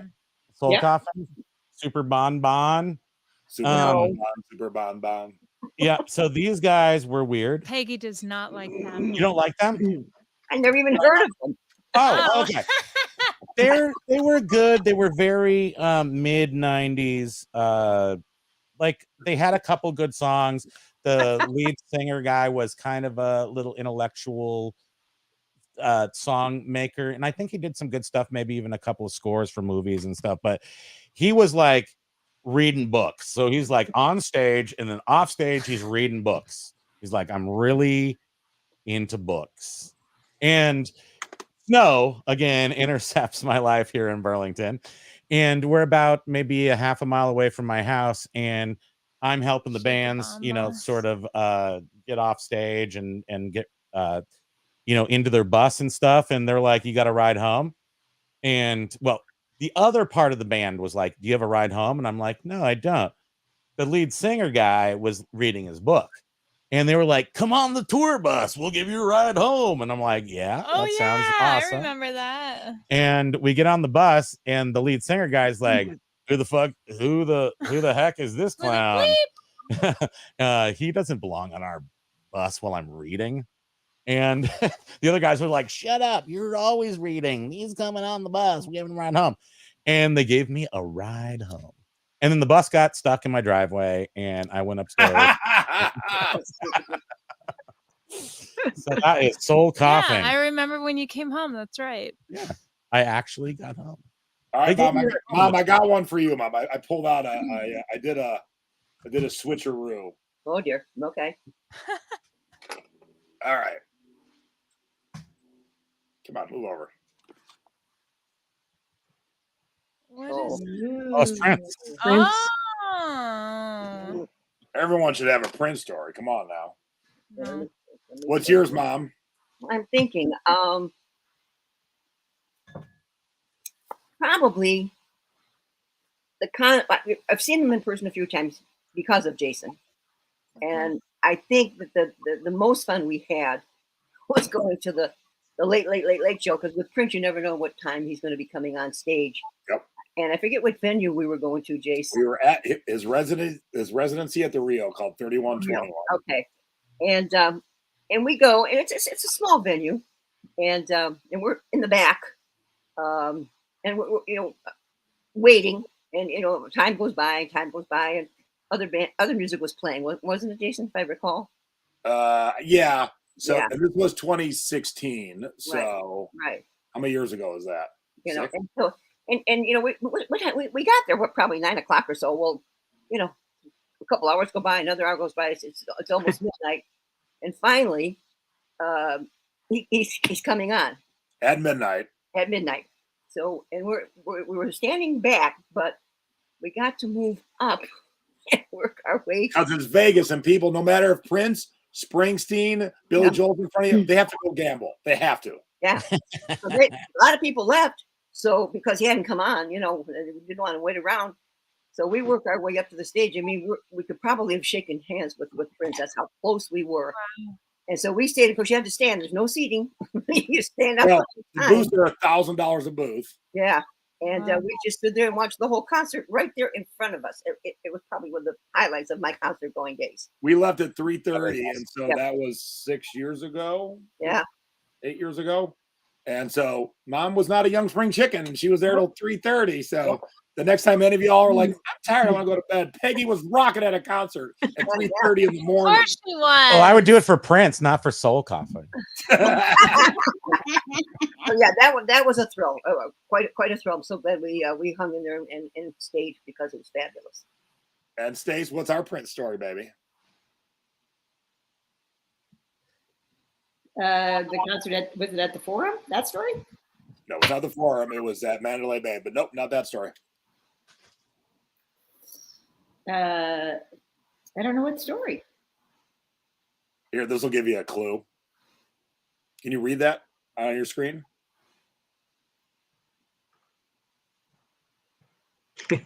Oh, when we went to Paisley Park. But what do we do? We sang. Yes, when you take the VIP tour, you get to sing one of the songs, and they record you over top of the actual song, and so that's you and Prince singing together. Guess what song we sang? What do we sing? Raspberry Beret. Raspberry Beret, because Kind you buy in the secondhand store? Because she's a thrifter. That's why we sang it. And we played ping pong on his ping pong table. Yeah, so we're in the studio, and they're like, "Here's his personal ping pong table. Anyone can play." And so Stacey and I picked up the paddles, and no one else wanted to play. We kept going. Here you go. I'm like, "It's part of the tour. You get to play on Prince's ping pong table. Play." No one else would play but Stacey and I. Yeah. I'm getting my money's worth, damn it. Right? All right, Cheryl, you got a Prince story? No. No. No penises either right now. Becky's really taking us down as penis. I blame Elisa. She started it. You got any Prince stories, Beck? I don't have any fun Prince stories. I wish I did because I loved Prince and I never was able to get to see him in concert. We'll take depressing or any sort of Prince stories. I love his song that he did on the Muppet Show. All right. What was that one? I don't remember that. He was singing about breakfast. I'll find it and send it to Jason and he can send it to you. It sounds awesome because I love breakfast. It's amazing. Yeah, if you ever get to Minneapolis, the VIP tour of Paisley Studios, Paisley Park, is absolutely amazing, even for just the casual fan. To see the house and the recording studios and the party rooms, it's incredible. And there was a higher up VIP thing that we were so bummed we didn't do that one, so we're going back to do that one. Oh no, we don't sing. We barely did that, but we did it. It's on the list. All right. So do you have a Prince taking me home on his tour bus story? Oh, for me, no. Prince. I've got. Let me think. If there's no, because I grew up in the Bay Area and I did so many concerts there growing up, and then I had all these Montreal experiences. But I don't think Prince was. I can't even remember where I would have seen Prince. So, nope, canceled. You're out. I am out. All right, what you got next? Wait, can I add something? I have a fun Prince / Foo Fighters story. Ooh. Ooh, Dave Grohl. Unless that's yours, my dear. Too far off the. So Foo Fighters covered Darling Nikki, if you guys didn't know that. So it was in 2003. They created their own cover. They reached out to Prince to ask for his permission for an official release in the US, but Prince refused. And he said, I don't like anyone covering my work, write your own tunes, and added that he wants to hear some new music. So, but then how did he get back at the Foo Fighters? So 4 years later, in 2007, Prince covered Best of You by the Foo Fighters during his Super Bowl halftime performance. And then they ended up being very good friends. I would like to interject a quick eBay story. Nice. I got an offer on an item that is already sold. Now, I didn't get a legit offer. I got a message from a sold item. I'll take it for 90. Oh, it's sold. Oh, it's sold. Little late to the party. It's sold January 16th. Yeah, you're about 4 months too late. So sorry. All right, what's your next piece of music there, Primo? I'm going with I don't know where the CDs went for these, but so Everclear. We know Everclear. Yeah. Okay, Everclear. You know Marcy's Playground. Mm-hmm. Yep. Okay, so those two bands. Sex and Candy. Yes, that's the one. And so two separate days, but similar connected experience. Everclear, the guy ended up having a, you know, semi affair with the program director at the radio station while he was touring, and I drove everyone around. I drove the bands around. So I spent time ferrying him to nefarious locations around Montreal, and he was a very intense guy. And I have some other, probably private things I shouldn't talk about, but interestingly, I spent most of the day with him. And the day before, we had another gig, a private concert with Marcy's Playground, which was just 10 buzz people, radio station people, and our listeners. And that also involved magic. There was a lot of mushrooms in the earlier days for some reason, and it seemed to be like what we were doing at the radio, like while working at the radio station, and that doesn't seem right. I have yet to have a job where taking mushrooms is part of. It was part of the job. I had the duty with whenever the radio, we were a big radio station around here. So when the promoters had set up all the concerts, and we were promoting those concerts, they would, like, for G Love, for Brand Van. Well, Brand Van, some more localized, Our Lady Peace, those kind of people. I got the writer stuff. So if there was mushrooms or pot or something, I had to go get it for all these people, and it was that always led to. I have no stories where I got drugs for a band, so I guess I'm out of that. I got it for a lot of people. We saw Our Lady Peace at least once. Oh yeah, I'm gonna put Stace on the spot. Oh, See if she knows my stories real quick. Okay, are you looking? GNR. Oh, it's a view. Okay.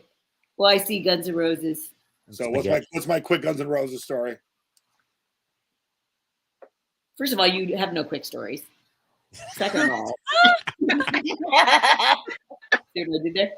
I don't know. I fell asleep at the concert. And I wasn't on mushrooms nor drunk. It was a long day at the pizza shop. No, I was baling hay in the summertime. And we had the seats in the top last row. And next thing I know, my buddy goes, "You asleep?" And Guns N' Roses? I'm like, yeah, taking a nap. I forgot that was a Guns N' Roses concert. So my bad. I wasn't there. Child, man. Just let me rest. All right, Cheryl, you got to have a Guns N' Roses story. No, I'm sorry. I'm boring right now. You got to have some fun stories. None of the bands you've got so far. All right, we'll see. I got a Southern California band coming up. You got a gun story, Beck? I just sold some Guns N' Roses long boxes. They were empty. Sold them for $50. I was hoping to get more, but hey, they're out of my house. 50's good. Yeah, it's great. Okay, for Becky, where do you live? No. For Cheryl, where do you live? Orange County, California. You've got to have a No Doubt story. Oh yeah. Yeah. The ultimate Orange County band. I've been to one of the concerts out of Fullerton, but no stories of meet and greets. All right, so Stace, what's ours? Well, so we were at the outdoor concert, one of the outdoor concert venues in Cleveland called Blossom, and we had VIP tickets, so we were able to get in, to just better seats and our own little loungy area. And Gwen Stefani, who at the time, I think they were like the opening act. Okay, so yeah, pause that. Has anyone ever heard of the Holy Barbarians? No. They were a slight offshoot of the Cult. No Doubt was so nobodies, they had to open before the Holy Barbarians, a band y'all never heard of. That's how nobodies No Doubt was. So go ahead. I can't remember. Excuse me. I can't remember who the actual headliner of this concert was. Not that it matters, but I'm sure you remember. So, if you remember how Gwen used to dress, very bippy top and some, kind of punk with the plaid pants and Doc Martens and stuff. So belly exposed. We were with Art again, or the same Art that went to Nirvana with Jason, and he asked her if he could. Wait. We were hanging out with Adrian, the drummer, because he was already sitting there. He had a broken foot and he drummed the whole show. And we were talking to him, and here comes Gwen. And then go ahead. All right, so I may get this slightly wrong, so I will say. So he asked her if he could touch her belly button. Like we've met Gwen for 3 seconds. That's a She great, said no. great question. Okay. Yeah, perv alert. And then she said no, and he went, no, I didn't. He did Oh not. god. and then she left, and I punched him. I go, you do that at the end of hanging out with her, not at the beginning. Moron. So that was Seriously. I can't tell you how many times that's happened to me, and I just don't appreciate it. you can identify. Yeah, she was Yeah. Because they were so nobodies, but we knew them. Adrian, the drummer, was sitting there by himself with his broken foot, and we walked over and we were starting to hang. Like I could see, oh, we're gonna hang with No Doubt all day because we're one of the few people that knew him. Gwen walked over. I'm like, this is getting good, and then Artie ruined it. Oh, Gosh, Artie. did Come on. he lick his finger first? Ew. A wet belly button willy. He stormed off, and I'm just like, Can you call him up right now because I need to scold him. Annette and Jack are back. Do you guys have a No Doubt story? Oh, I do. You do. I That's true. have one. I grew up in Anaheim.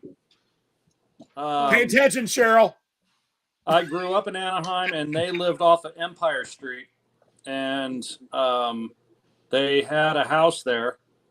And me and my friends, one of my friends, I forget which one it was, they knew the bassist and took us over there while they were rehearsing. And everybody in Orange County had a No Doubt sticker. Huh. And I was like, who the hell's No Doubt? Like, it boggled the mind. So went over there. I've met Gwen. She was she was kind of weird. But you know, I don't know. I wasn't really into the ska movement per se. What? All right, goodbye. Yeah, I was there. Goodbye. Sorry, I'm sorry. Wow, that's harsh. I was in the punk. I was in the metal. Hey, I got plenty worked its way of into like ska. new metal band stories that So, but You are the weakest link. Goodbye. sorry. How was she weird? She was weird. Of course, she was weird. She's just like Lead singer. quirky. She had a really quirky attitude. Nothing wrong with that. Yeah, there's nothing wrong with that. It was just like Okay. I was. I don't know. I didn't identify with it, but yeah, no, I met her. I've met her. So of all the artists that have come here to do residency, Staci and I have seen quite a few of them over the last 16 years of being here. And the one that disappointed us the most was Gwen Stefani, because she hired a band that was so low rent compared to the boys in No Doubt. It really stood out how good the 3 guys in No Doubt are and how shitty the guys she hired were. And so it really diminished the No Doubt songs. Do you find that being in like in Las Vegas where people end up as opposed to start out where they're fighting, you end up and you're like, oh, here comes the Kush gig in Las Vegas. Do people generally not put out what they used to put out? You know, no, they generally do. So like we just saw Katy Perry and she melted our faces. Like I would go see that show again. It was so awesome. So yeah, good. I can picture that being And good. but Gwen's was just so mediocre because the band was. I mean, yes, she's the front woman, she's the star, but if your band is lacking, it's gonna show through for people who appreciate the whole package, not just the singer. Not just her one pose where she's all like cocked and crooked and she's like, yeah, I'm Gwen. Which is cool, but you know, that only goes so far. All right, I'm gonna go back to quizzing my honey. Ready, hon? Yay. Sure. Yay. Oh, Methods of Mayhem. Oh, quizzing is Oh, hers. shoot, Got sorry. Signed. It looks Ah. like it's signed. So the it's question to funny. Stacy is, what's my Methods to Mayhem story? Yeah, like I didn't go to this concert for some reason. You went by yourself, I think. I did. It's the only concert I went to by myself in my life. Oh. So is that the story? And That's yeah, the story. story. It was There you go. You know, Oh, it's my a sad God. state of affairs when you go to a concert by yourself. And I remember you telling me that Tommy was wearing an orange fur coat. But so this is where we're going to test Stacy's memory. Why was I going to a concert by myself, especially without you, my love? I'll let her think about that. Mom, have you ever been to a concert by yourself? No, but I have gone to the movies alone. Yeah. But not a concert, no. Annette and Jack, you guys ever been to a concert by yourselves? I haven't. By myself. Oh, yeah. I went to a Marilyn Manson concert. What was that place called? In Fullerton. It was at the Ice House. And I don't know how I got the ticket or why I showed up. But the atmosphere was awesome. But yeah, no, it was for his All-American Fan. What was it? What was his first CD? Was it Lunchbox? American Portrait. Yeah, there you go. And he wasn't really anything at that point. And I was kind of freaked out by the whole audience vibe. It was kind of weird. I think that's the only alone concert I've ever been to. What about you? I've never been to one alone. But I didn't get a chance to tell my Sammy Hagar story. Oh, all right. Oh, this is good. So whenever you want me to do that, I'd be happy to share. We can interject it right now. Go ahead. Okay. Well, this is a little embarrassing for me, but I will just tell. It doesn't involve me. It doesn't involve him. Okay. I was previously married, and the wedding reception was at Cabo Wabo in Tahoe. And I know this story. yes, you do. This is a good story. Oh, yeah. And Sammy Hagar's son was the manager, and he was running the whole place at the time. And one of my bridesmaids went to school with him and knew him, was good friends with him. And so she let him know, hey, my friend's getting married, and we want to come hang out at your place, after the ceremony. And he's like, I've got you hooked up. Just come on in. So we show up. I'd never met him before or anything. And he's like, oh, you're the bride? You have unlimited drinks. So my cup was never empty. It was unlimited. All I could drink, Wabo Ritas. And I have no idea how much I had. And, I was sitting the whole time. And they look like this. Yeah. I was sitting the whole time. You don't realize how bad it is to get up when you walk around. So I went to go use the bathroom by myself. And, I'm walking through the casino because Cabo Wabo Tahoe is inside a casino. I'm walking through, go to the restroom, come out of the restroom. I remember looking in the mirror, like making sure my tiara was perfect, making sure the front of my dress looked nice. And so I'm just like, oh, I'm the bride. And I'm walking out. I'm in the middle of the casino floor. And this woman is like, ma'am, excuse me, ma'am. And I'm thinking, like, what's going on? I turn around, I look, and she's like, your dress.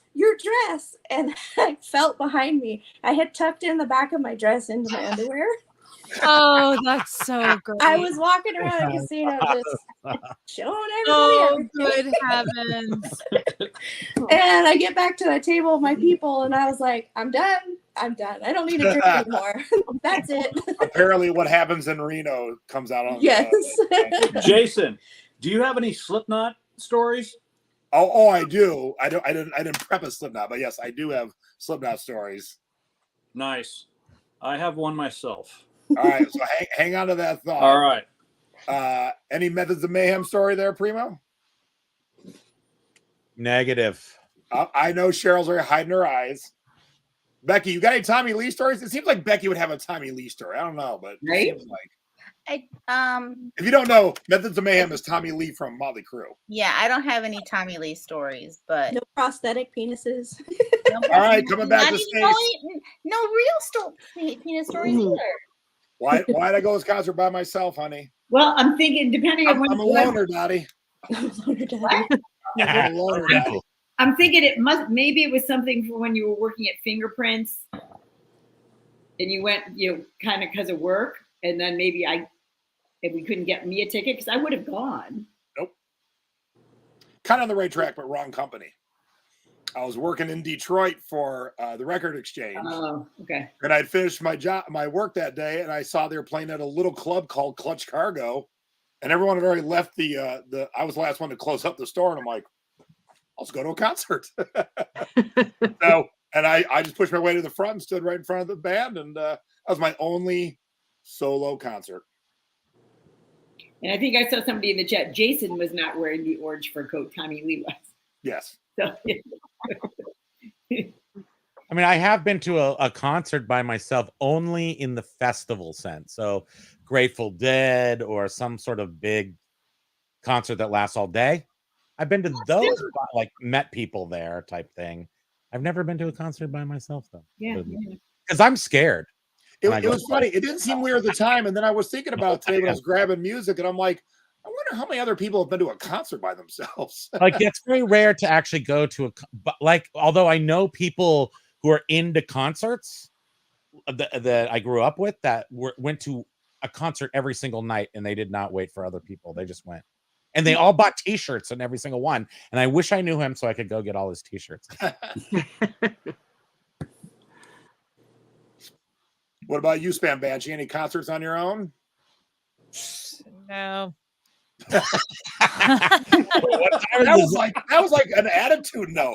No, I'm no loser. I have friends. That's what No. It was more like I was thinking, gosh, I mean, we've been together since I was 19, so I didn't really go to many concerts before that. And in other words, not much alone time. Exactly. Yeah, I get it. All right, what you got for your next piece of music there, Primo? What's mine? Well, I'll go first. It's a little esoteric because it's a little weird, but Neil Young. So back when I was a youngster, weird. Neil Young was a neighbor of mine when in the Bay Area, and he lived up on top of a mountain.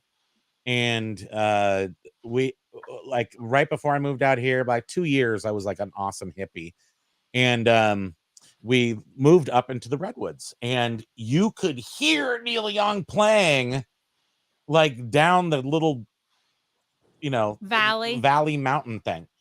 And we didn't really technically know it was him, but we were mountain biking. I was 21 years old at the time, and Peggy Young ran this little store, and she made cookies down the road, and we would ride our mountain bikes down, and we ended up going into this private property without knowing it was private property. It was lined with, I want to say, if there was not 1,000 automobiles there was not one automobile there. All vintage cars running up and down fire roads in the redwood trees.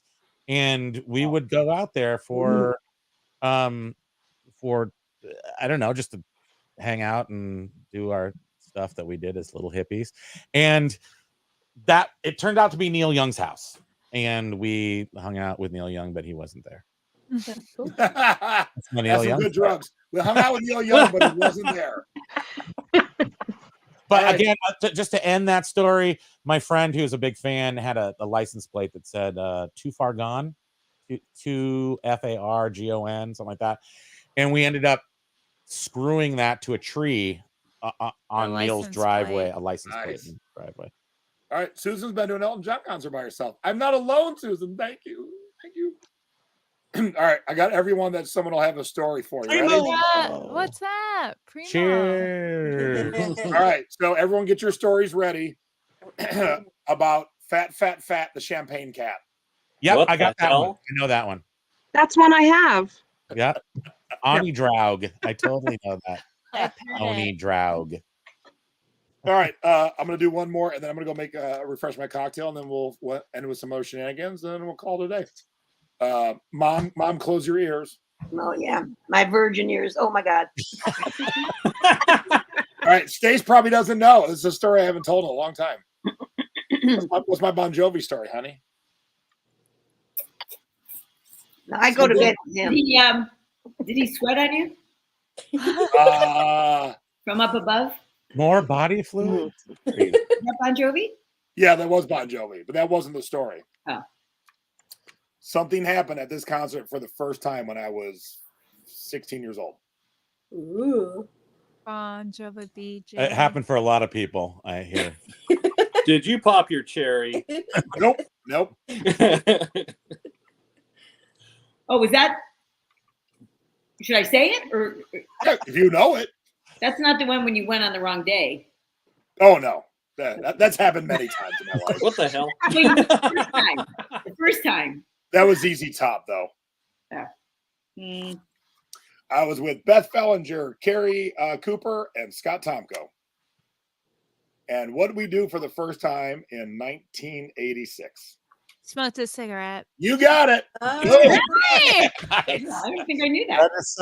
That is so Bon Jovi. So two things happened that night. Learned how to smoke.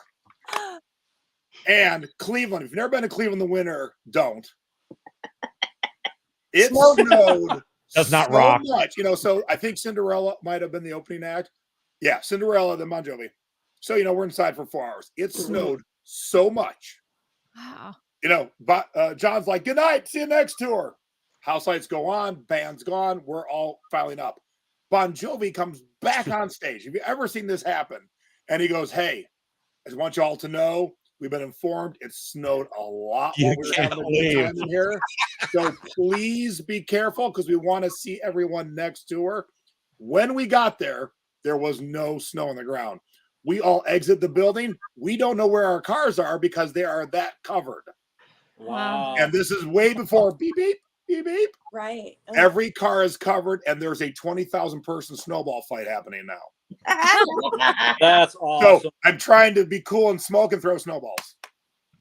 That's awesome. Fun. It would have been awesome if it was like a murder mystery. He's like, it snowed so much outside, you can't leave. Oh, and the venue was 45 minutes south of Cleveland. That was the Cleveland Concert Arena, 45 minutes south of Cleveland.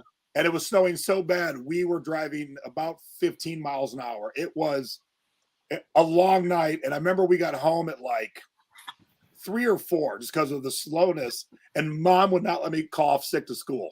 She made me go to school. And by the time my little brother came around, my mom was like, oh, you don't want to go to school? I don't care. Like, I've been asleep for 2 hours. I cannot go to school. It was Bon Jovi, dude. Come on, go to school. Bon Jovi in a snowstorm. Nice. Okay. My mind was just blown. Ginny started with my last concert was Barry Manilow. Then she drops this on us. I've seen Cinderella twice. Now, if you don't know, Ginny is in the same bracket as my mom. Once at a record store signing autographs and then getting in their tour bus after opening for Slayer. Ginny, you are blowing my mind right now. Yeah. Because you don't see that unless you're out by the gate by the buses. You have to be by the buses to see that. Trying to get the autographs. Ginny, were you sleeping with Slayer? I've met Kerry King twice.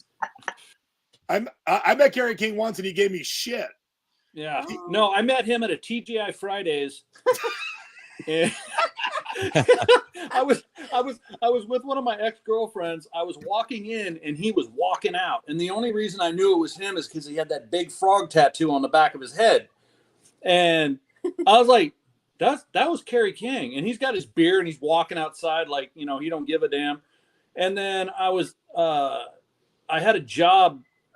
It was like a volunteer thing at Orange County Fair. And he showed up with his current girlfriend. And I was like, dude, I got to shake your hand. I met you once at a TGI Fridays. He's like, oh yeah, hell yeah. He shook my hand. He's like 5'7". I don't know. I'm a little taller, but dude, That was so cool. Yeah, that's the dude right I there. want to see this frog tattoo. Oh yeah, he's Yeah, got so a frog this tattoo man, on the this back man of gave his me head. shit about my tattoo. Yeah, it's a tribal He frog. was giving him shit about his tattoo? What? Yeah. Wow. We did an in-store with Slayer, and that was the first time I'd ever I was youngish, probably the first time I'd seen really nasty boobs live and in person. And this woman thought she was going to impress the band by flashing them at the in-store, and the whole band asked her to put her shirt down.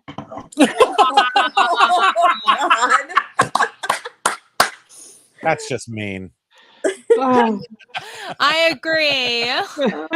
That's awesome. All right, You're I'm gonna going to make a up drinking there. piece. So, That's- Mom, you're in charge. I'm in charge. All right, y'all got to go to school the next day. Yeah. Let's see. What else can I tell you about Jason that you guys don't know? Oh, yeah. Oh yes. Just dish the dirt.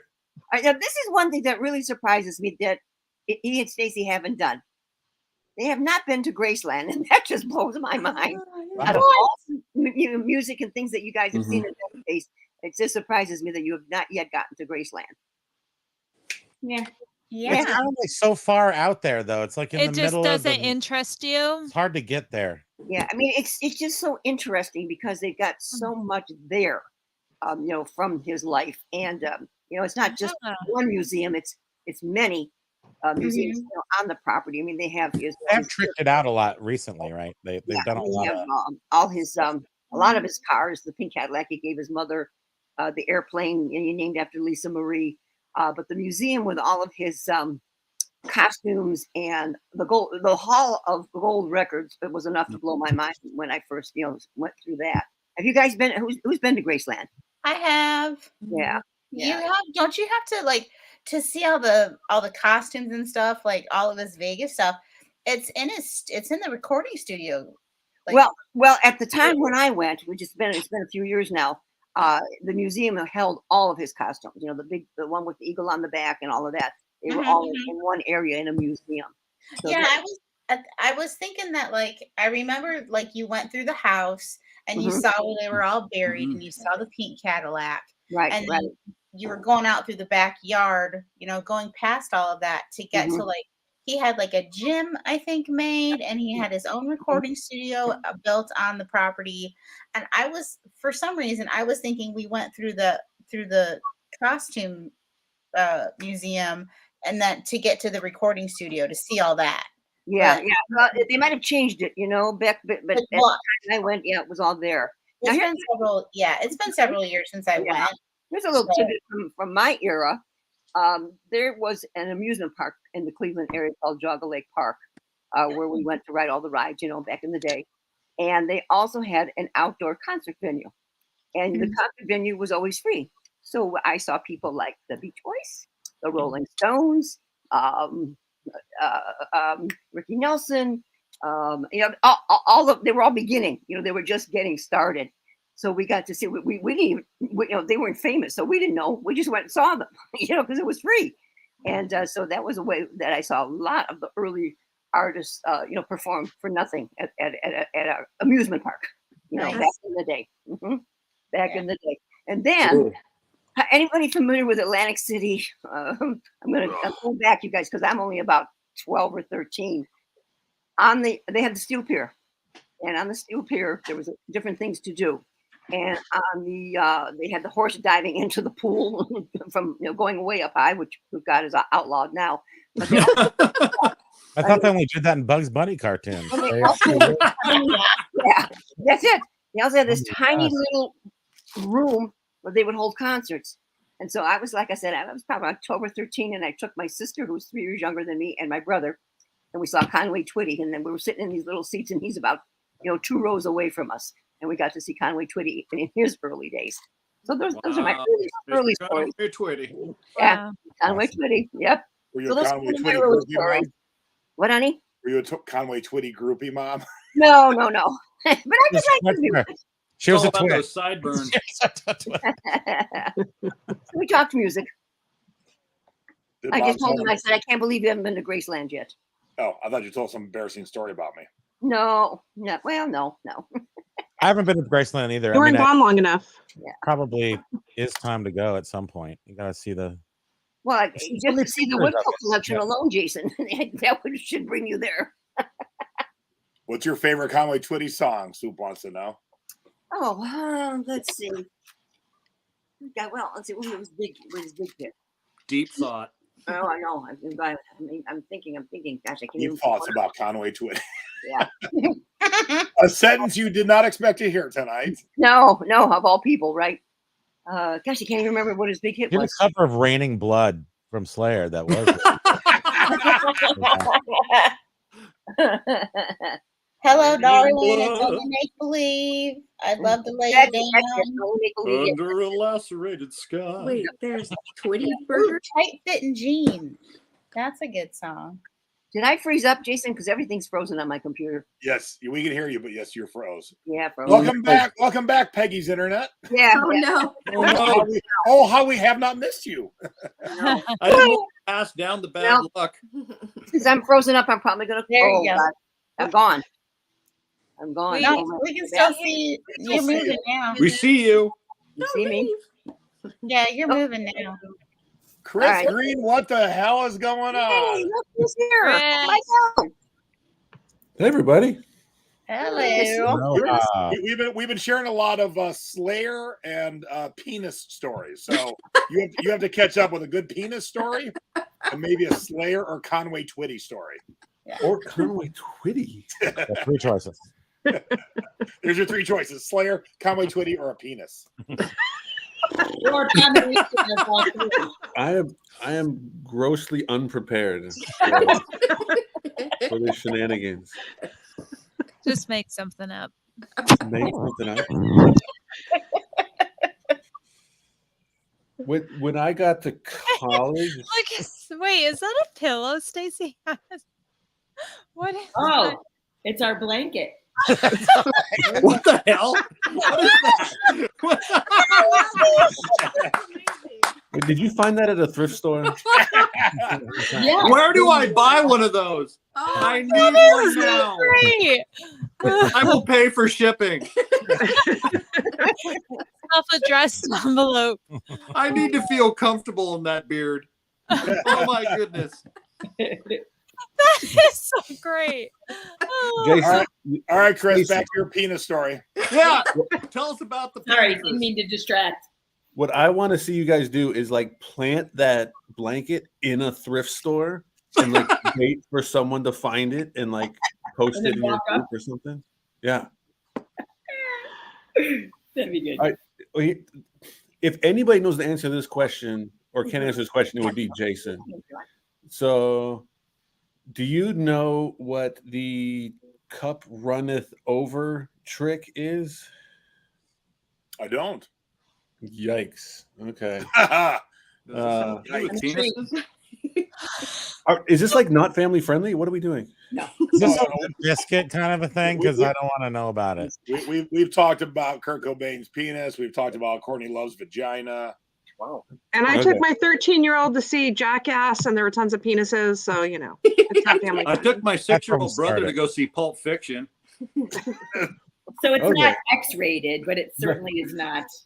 None Like of- if none of you've that's got related. visuals, you're probably passing. That none of this is related to any of that. All right. Well, just something I saw happen. It's called the cup runneth over, and it only works if you have like a really big nutsack and a really tiny penis, Yes. and you have to pee really bad, and you make a cup and then you pee and it runneth over. It's called cup runneth Oh, I over. thought this was going to be silly, but that is actually an important.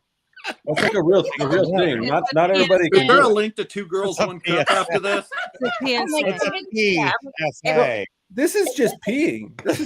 This isn't like the crazy stuff y'all are talking about. I was waiting for you to say like squeeze the balls and it like shoots out. Like what is going on?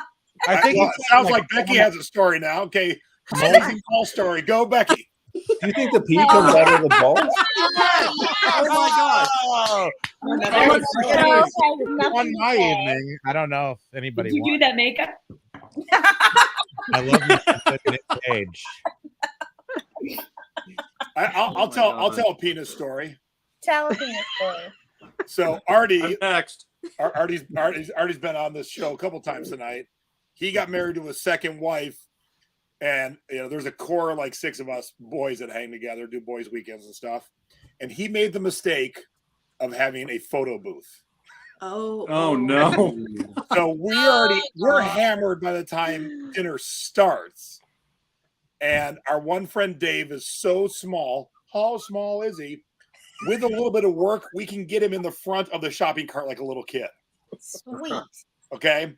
And so people are trying to eat dinner, and there's 3 of us in there trying to take pictures of our penises. And Dave's so short. Stacy was watching me drag different pieces of furniture in to get Dave up high enough so we could see his nutsack. And what was happening was they would print the pictures and give us one and put one in the book for the bride and groom. So amongst grandmas and aunts, there's all our nutsacks. Oh no. Nice. Oh no. But yeah, we spent all night trying to figure out different ways to get our nutsacks together. See, that's the only Bravo. reason I And was hang hoping- on, and she married me. That was after we were already married. So Oh yeah, pot committed. but we bonus story. The new wife didn't like any of us, and we didn't like her, and so the guys who were the groomsmen who spoke, those of us have been friends for 20 years at this point. We didn't know any of them, and we're super drunk in the back of the wedding going, who the fuck's that? But loud enough that everyone heard us.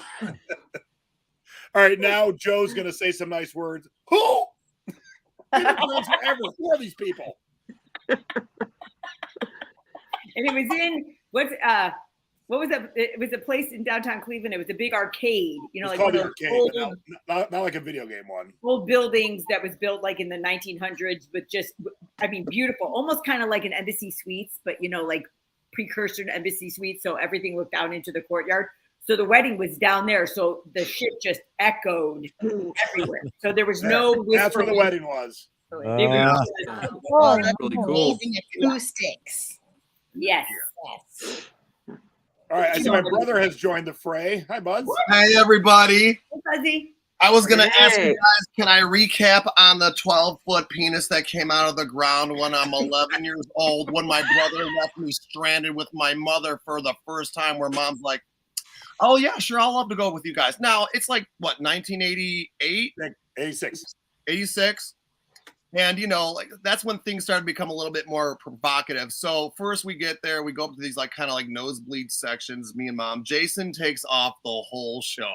Yeah, because I was with my friend Christy, and we were down it really wasn't a mosh pit. We were down there, though. Yeah, you're down below. So the first thing that comes out on stage are the 2 strippers. And, 1986 at 11 years old, it's like my mom made me cover my eyes when we went to the drive-in theater, and me and you and my sister, we watched what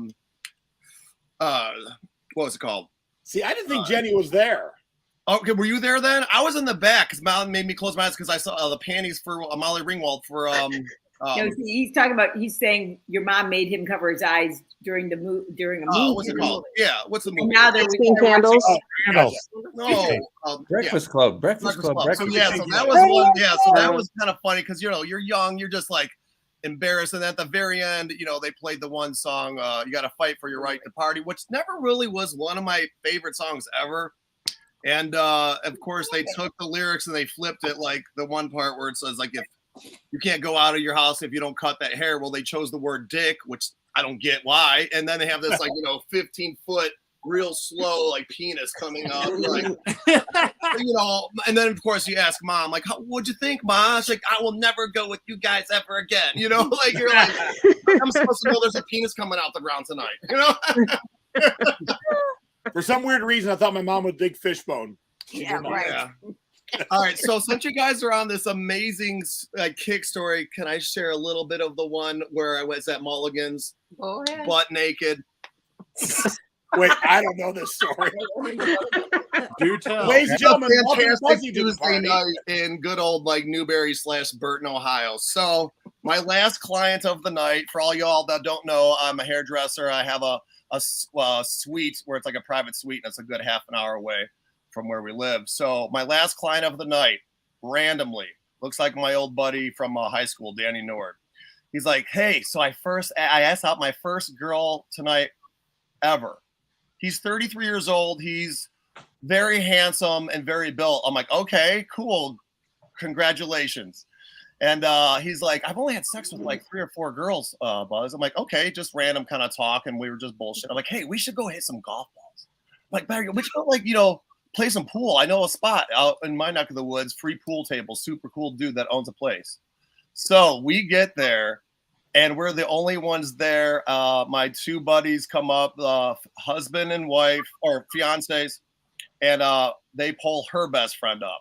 We're playing darts. The boys are pretty fucking tanked, and the girls make up a game called Naked Darts. We give you 3 darts, and whatever you don't hit, you got to remove an item of clothing. I'm like, sweet. I'm like, I got a hat, I got a belt, I got socks. I'm like, I'm good to go. I'm not gonna lose, but we're all gonna lose.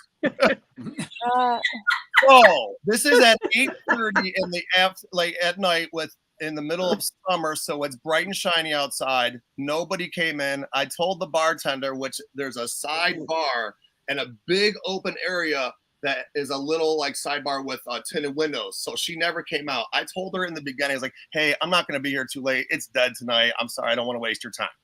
We were there till 2:30 in the morning. We closed down.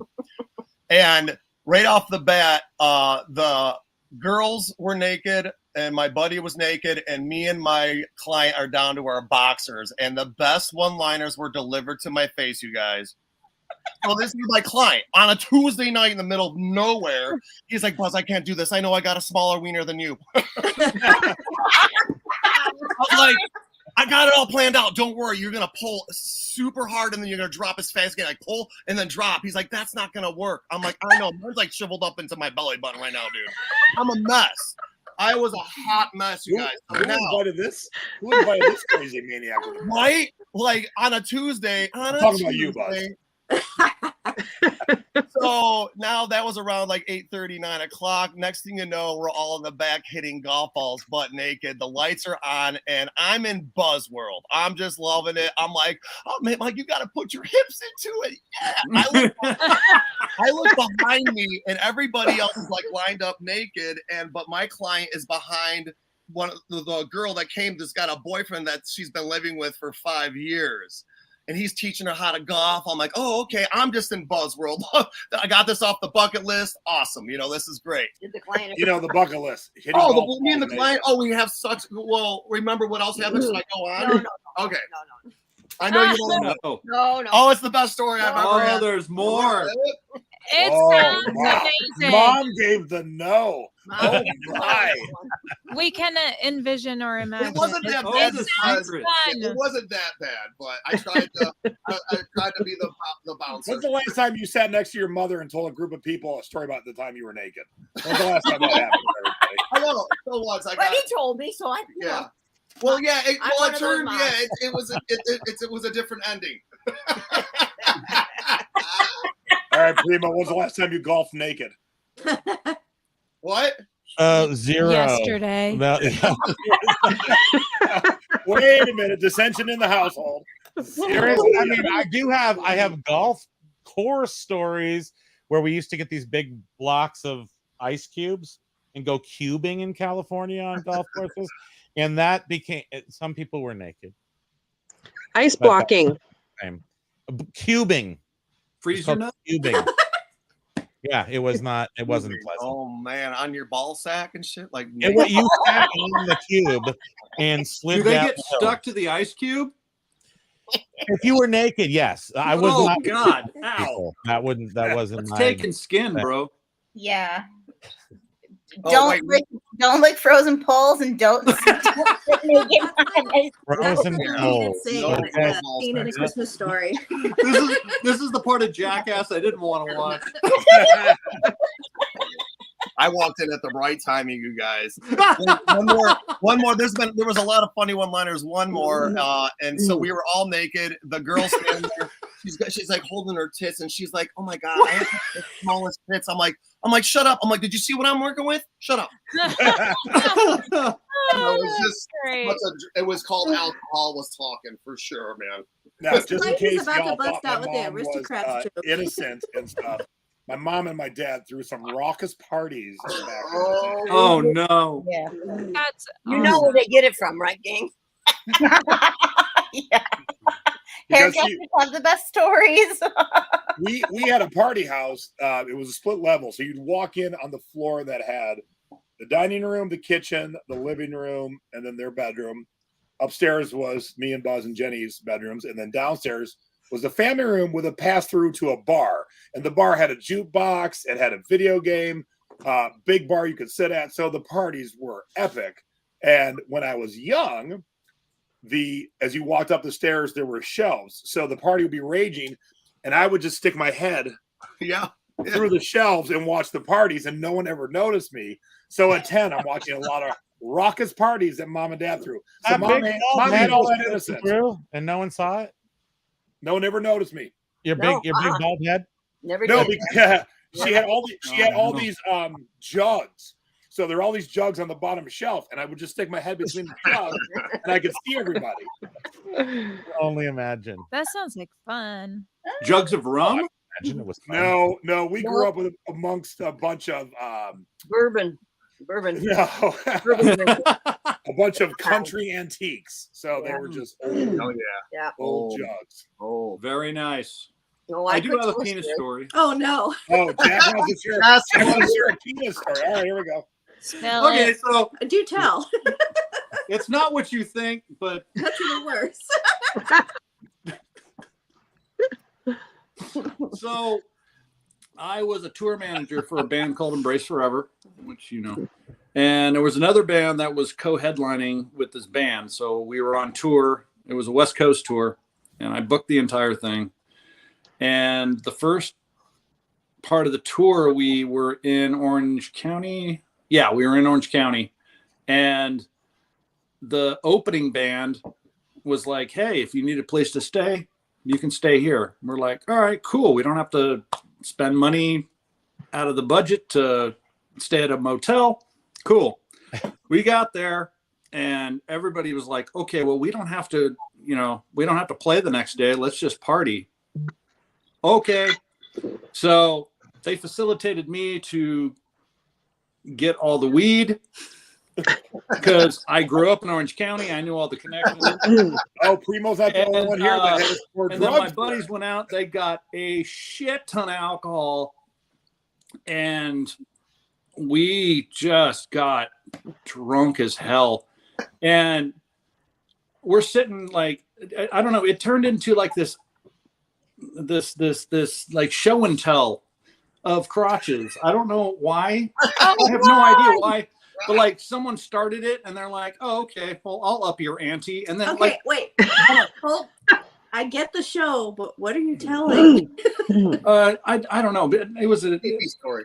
Yeah, it's weird. Okay. So like, okay, so like, all right, for instance, I'm sitting in the hot tub with 4 other naked dudes. And then as one does, the bassist from this other band comes over. He's all, hey Jack, how you doing? And I look up and I'm just staring at a ball sack. And I'm like, oh, you shave nicely. And it just became like this random, like, oh, hey, well, there's your ball sack, there's your penis. Like everybody had their dick out. I don't know why. It's just, like we woke up that Saturday, and me and my friend Phil were the first ones to get up, and both of us didn't have pants on, and we're just like, hey, let's take a shot. All right, cool, let's take a shot. And we just like it was weird. It was a weird time. Guys are weird. Yeah. I was getting paid to do this, by the way. Wait, what? I got paid. Congratulations. As a tour manager to go around and have this experience. But yeah, that entire tour was just amazing. I drove over 5,000 miles because I was their driver too. But yeah, that whole 2 days was pretty cool. It was weird. It was weird, but it was yeah. All right, it is now time for Stacy's penis story.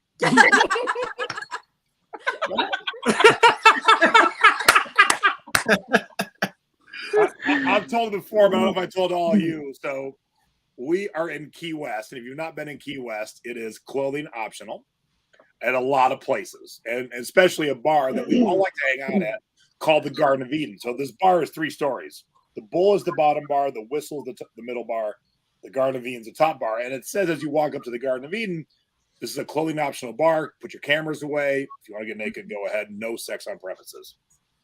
And so we like hanging out at the bar. We don't get naked, but it's fun to watch people who don't read the warning. And they're like, oh my gosh, there's naked people. So we've drank up there with mom and dad many times. It's quite fun. So there's a front way and a back way. And so I'm taking some friends. And when I said we're going to go to a clothing optional bar, our friends only picture naked women. And apparently they don't realize Key West has a very large gay male population. So we come up the back entrance, and as we walk through, the first person at the bar, what do you think, Stace? 70? Yeah, probably. Nice. 70. His thing was touching his knee. Sweet silverback. What the? I ain't never seen a dong that big in my life. So we all, as we walk by, we're all like, can't see her face. whoa. So we get to the bar, and 2 friends peeled off because they couldn't handle naked men in public. And so it's me and 2 friends and Stace. And over my shoulder, I see that guy coming for Stacy. Oh no. Oh no. And I said to our 2 friends, I go, A penis guy? I go, don't turn around. Yeah, penis guy. I go, don't turn around. Don't turn around. Don't turn around. So he taps Stacy on the shoulder. With his dick?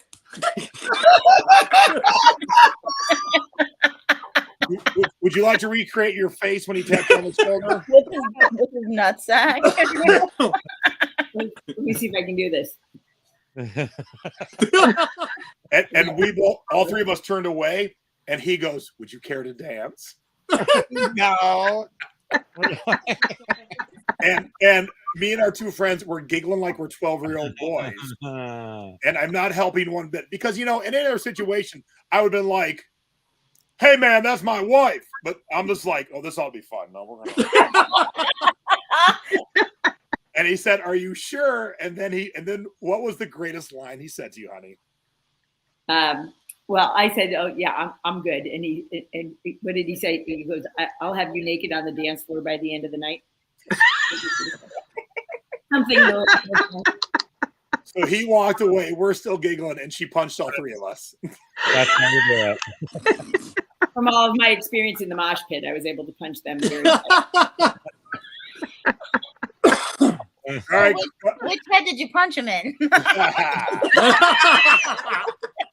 So the best part of that bar is when you come up through the front way, if you didn't read the signs that said clothing optional, you'll often see a husband come through first.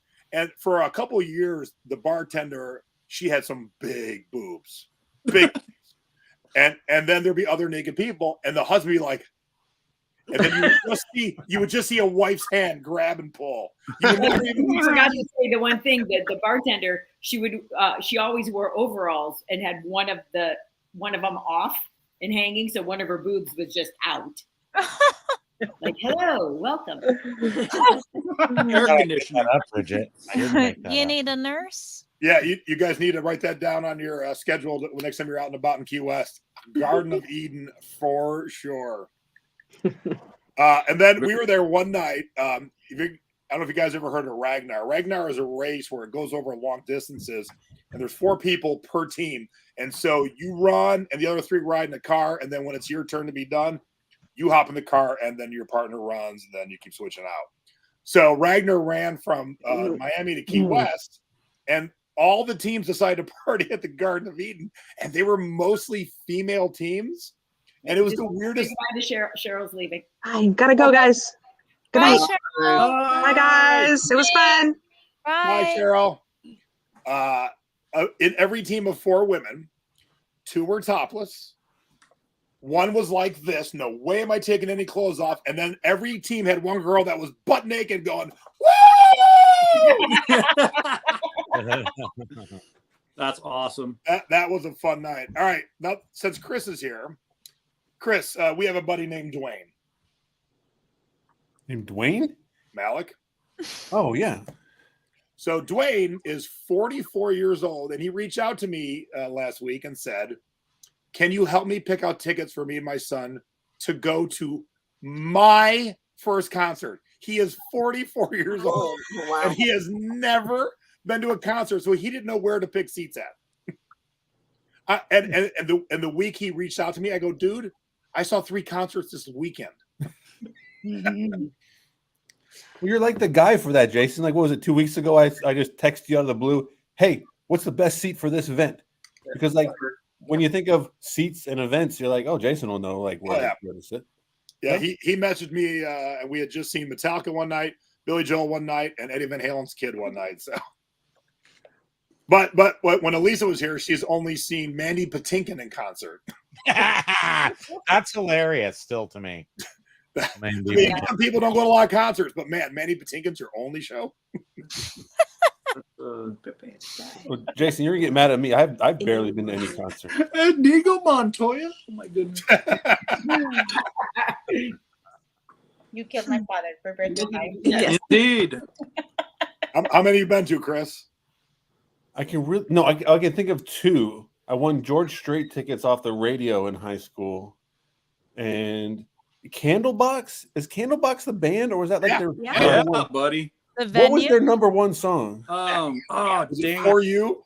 It was like Undone or something. Is that was it? For You? No, Undone was a different band. Candlebox.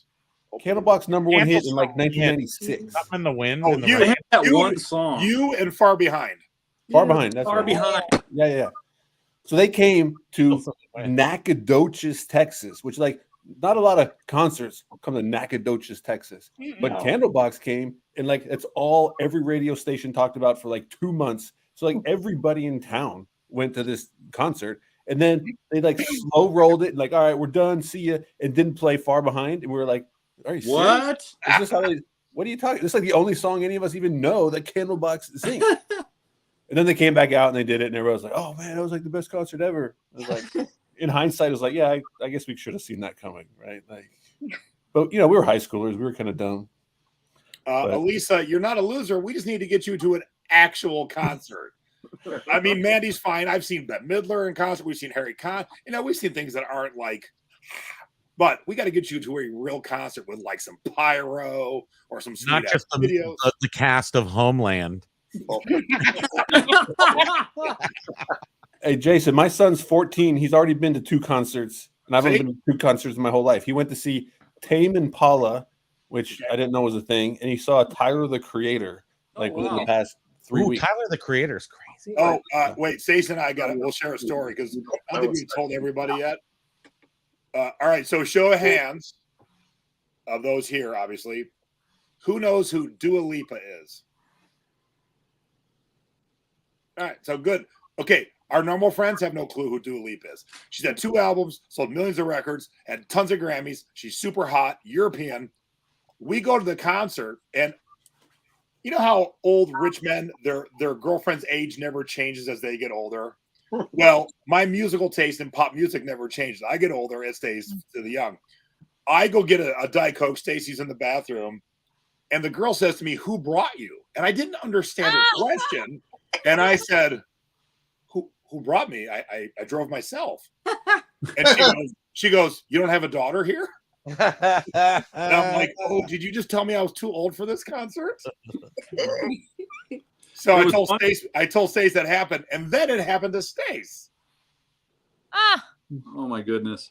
So so I'm standing outside of the restroom waiting for Jason, and a little girl comes up and starts talking to a stranger. So strike one. But she said to me, she said, "Are you excited for the concert?" And I'm like, "Yeah." And she said, "Did you come here with do you have kids here?" And I said, "No, just me and my husband." And she said, oh, well, I'm waiting for my dad. He's in the bathroom. And she said, have you been to a lot of concerts? And I said, yes. And she said, me too. And I said, well, how many? And she's like, well, my dad took me to Taylor Swift and I can't remember the other. Yeah.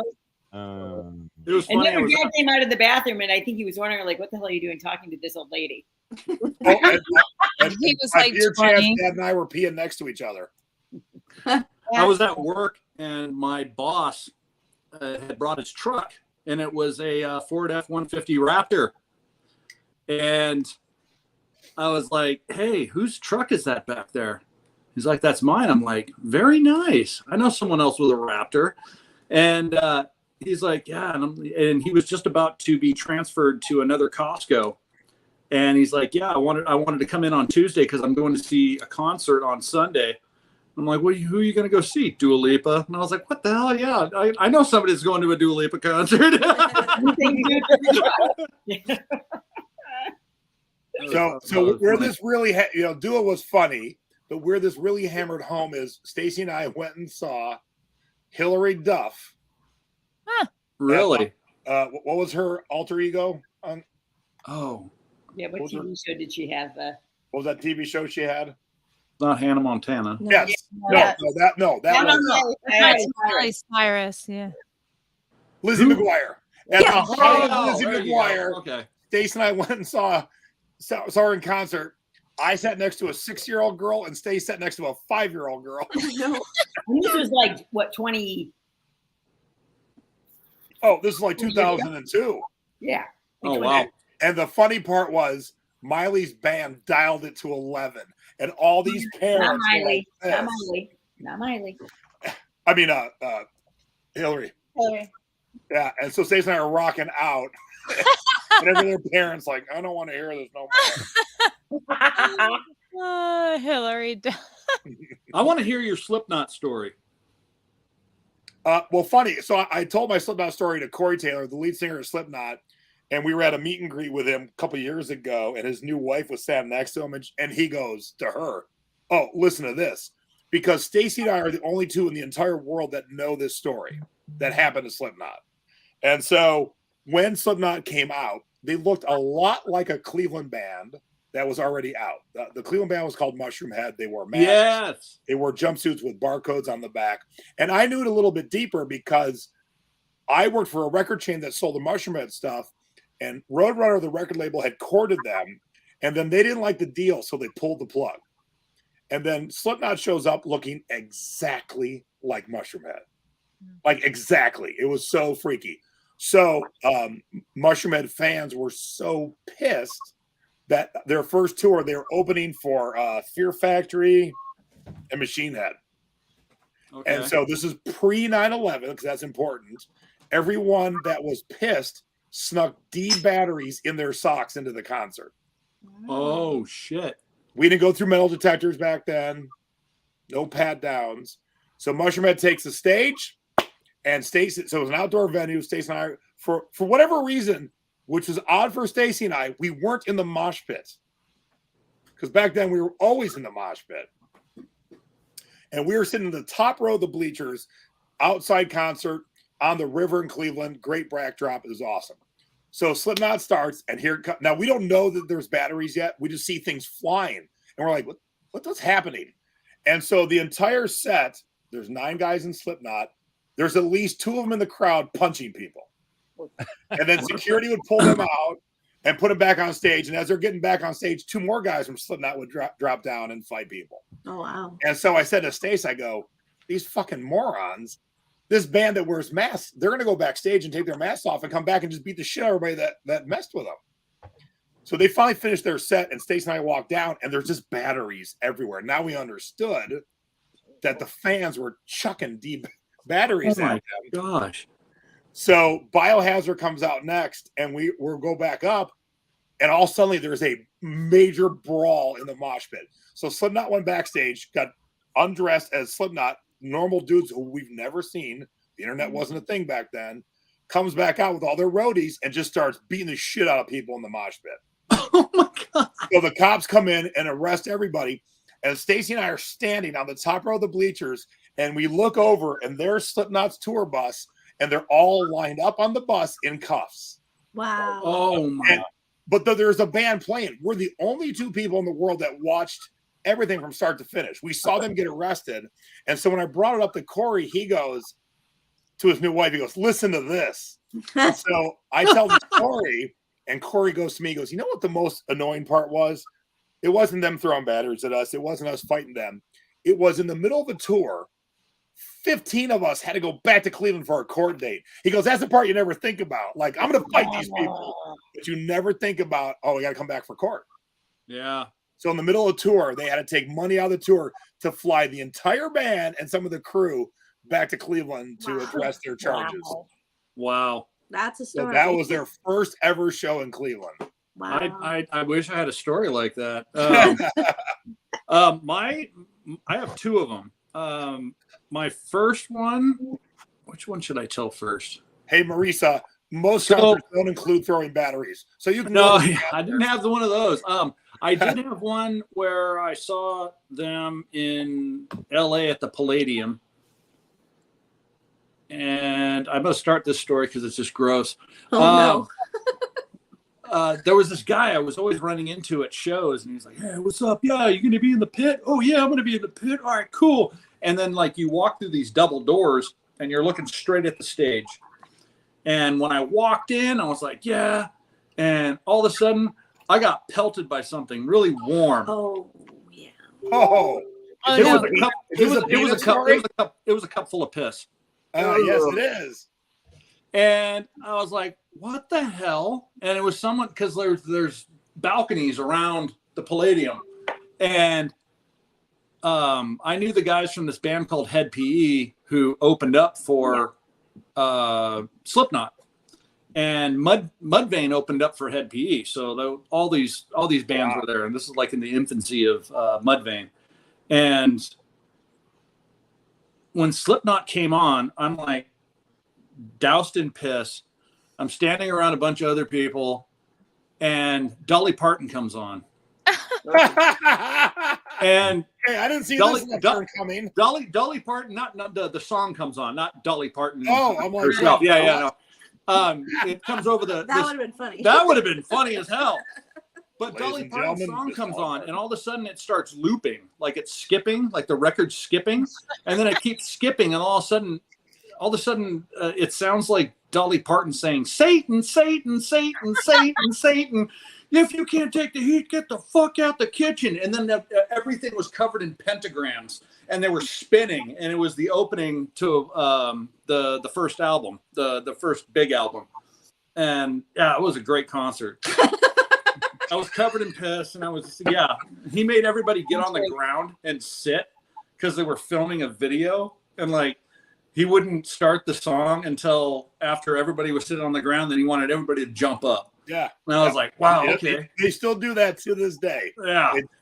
And I'm so old, I'm like, I'll just sit in a seat because I can't get down and then jump up like we could when we were young. All right, let's wrap this up, and we're gonna go around the horn. And I'm gonna start with Primo and Spam Banshee. Oh, or I'm gonna remove them. Wrong button. There we go. All right, I got a fun way to button this up. What's the most embarrassing concert you've been to? Embarrassing. Like when you tell your friends, they go, "Come on, dude, what?" Okay. I liked Hanson. Oh. I still like Hanson. Mbop. I mean, it's not like they had a big catalog. Because it was done by the Dust Brothers. It was actually good. I saw them. Where did we see them? Where did I see them? Must have been in Montreal because it was in this life. How lucky were they to find 3 different guys with the last name Hanson to be in the band named Hanson? Like, sheer luck. You never think about it that way. It's just luck. So that's my answer. I'm going with Hanson. All right, I do like it. Chris, you don't have many. But what of the ones you have? What's your most embarrassing? You either one is fine. I'll tell an embarrassing story about the George Strait concert that I went to. So I took my high school girlfriend, and like they're not good seats at all. You know what I mean? They're free off the radio.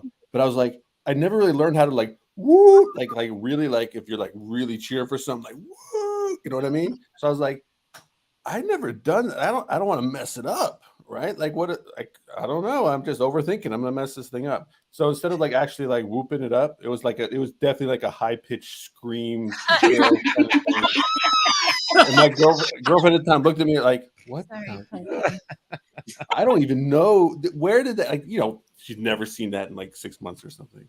And I still remember that to this day, this embarrassing moment. Well, thank you. I got better at it. Shrill. Oh, it was awful. I still remember it. Could you actually make that noise for us right now? You think you could? I'm gonna pull I got sleeping kids in the house trump card. So they're teenagers now. Who cares? Yeah. Technically, yeah, it's a Friday. Come on. Abby's only 12. And when she's 13, she's not. She was 13 in June. So. Okay. Well, she's a teenager. Shut up, liar. Hey, let's go farther around the horn instead of stopping the guy that only has 2 all right. Can you go outside and make the noise? No, I'm still stuck on this. Can you go out that window? We can probably hear you. You go. All right, Annette, what's your most embarrassing concert? It's not exciting or funny. I guess maybe Limp Bizkit, just because they get a lot of hate, but I actually really like them. You got to see Limp Bizkit? What? I want to break stuff. I think he jumped out of a big toilet on stage. Yes. Yeah. Okay, that toilet actually, the guy from Snot. You know the guy that put the toilet on the stage, and you saw his nutsack. No, I'm kidding. Yes. I'm just kidding. We're going to Limp Bizkit. Is it Memorial Day weekend, honey? Maybe. I don't know. You guys want to come down? Sounds about right.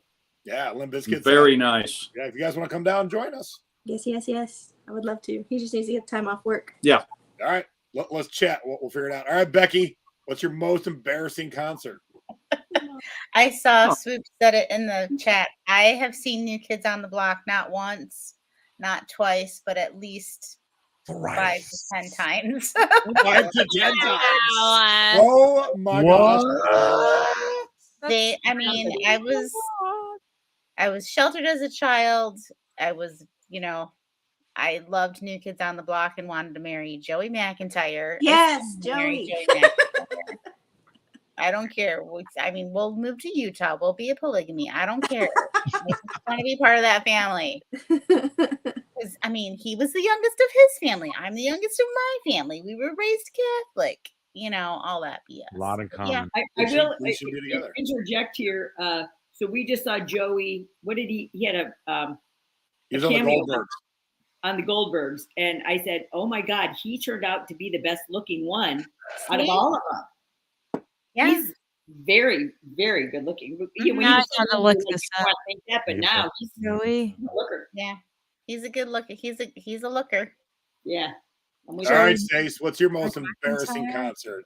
Well, I would say it shouldn't be embarrassing, but for some reason it is because they get such a bad rap. Nickelback, and we've seen them. Have we only seen them once? Because then the second time something happened, or we seen them twice. We've seen them twice. But maybe we're supposed to see it the third time. I think they're great, but it's almost like you almost don't want to tell people because you just don't want to deal with the heat because it's just for some reason. But I would say Nickelback probably is the one that has the biggest gets the worst rap. All right, Buzzy, what's your most embarrassing concert? Jeez, I don't have like two. I can't even think about it. I've never really been to a bad one yet, so I don't have any. Here, I guess I could say that I went to this one rapper from back in the 90s named Devin the Dude at the Grog Shop out here in Covington, and there was only like 10, 15 people there maybe, but I enjoyed it. I was kind of embarrassed for him that he didn't have anybody that I think is a great artist. Swoop, I always liked you, and you love Nickelback.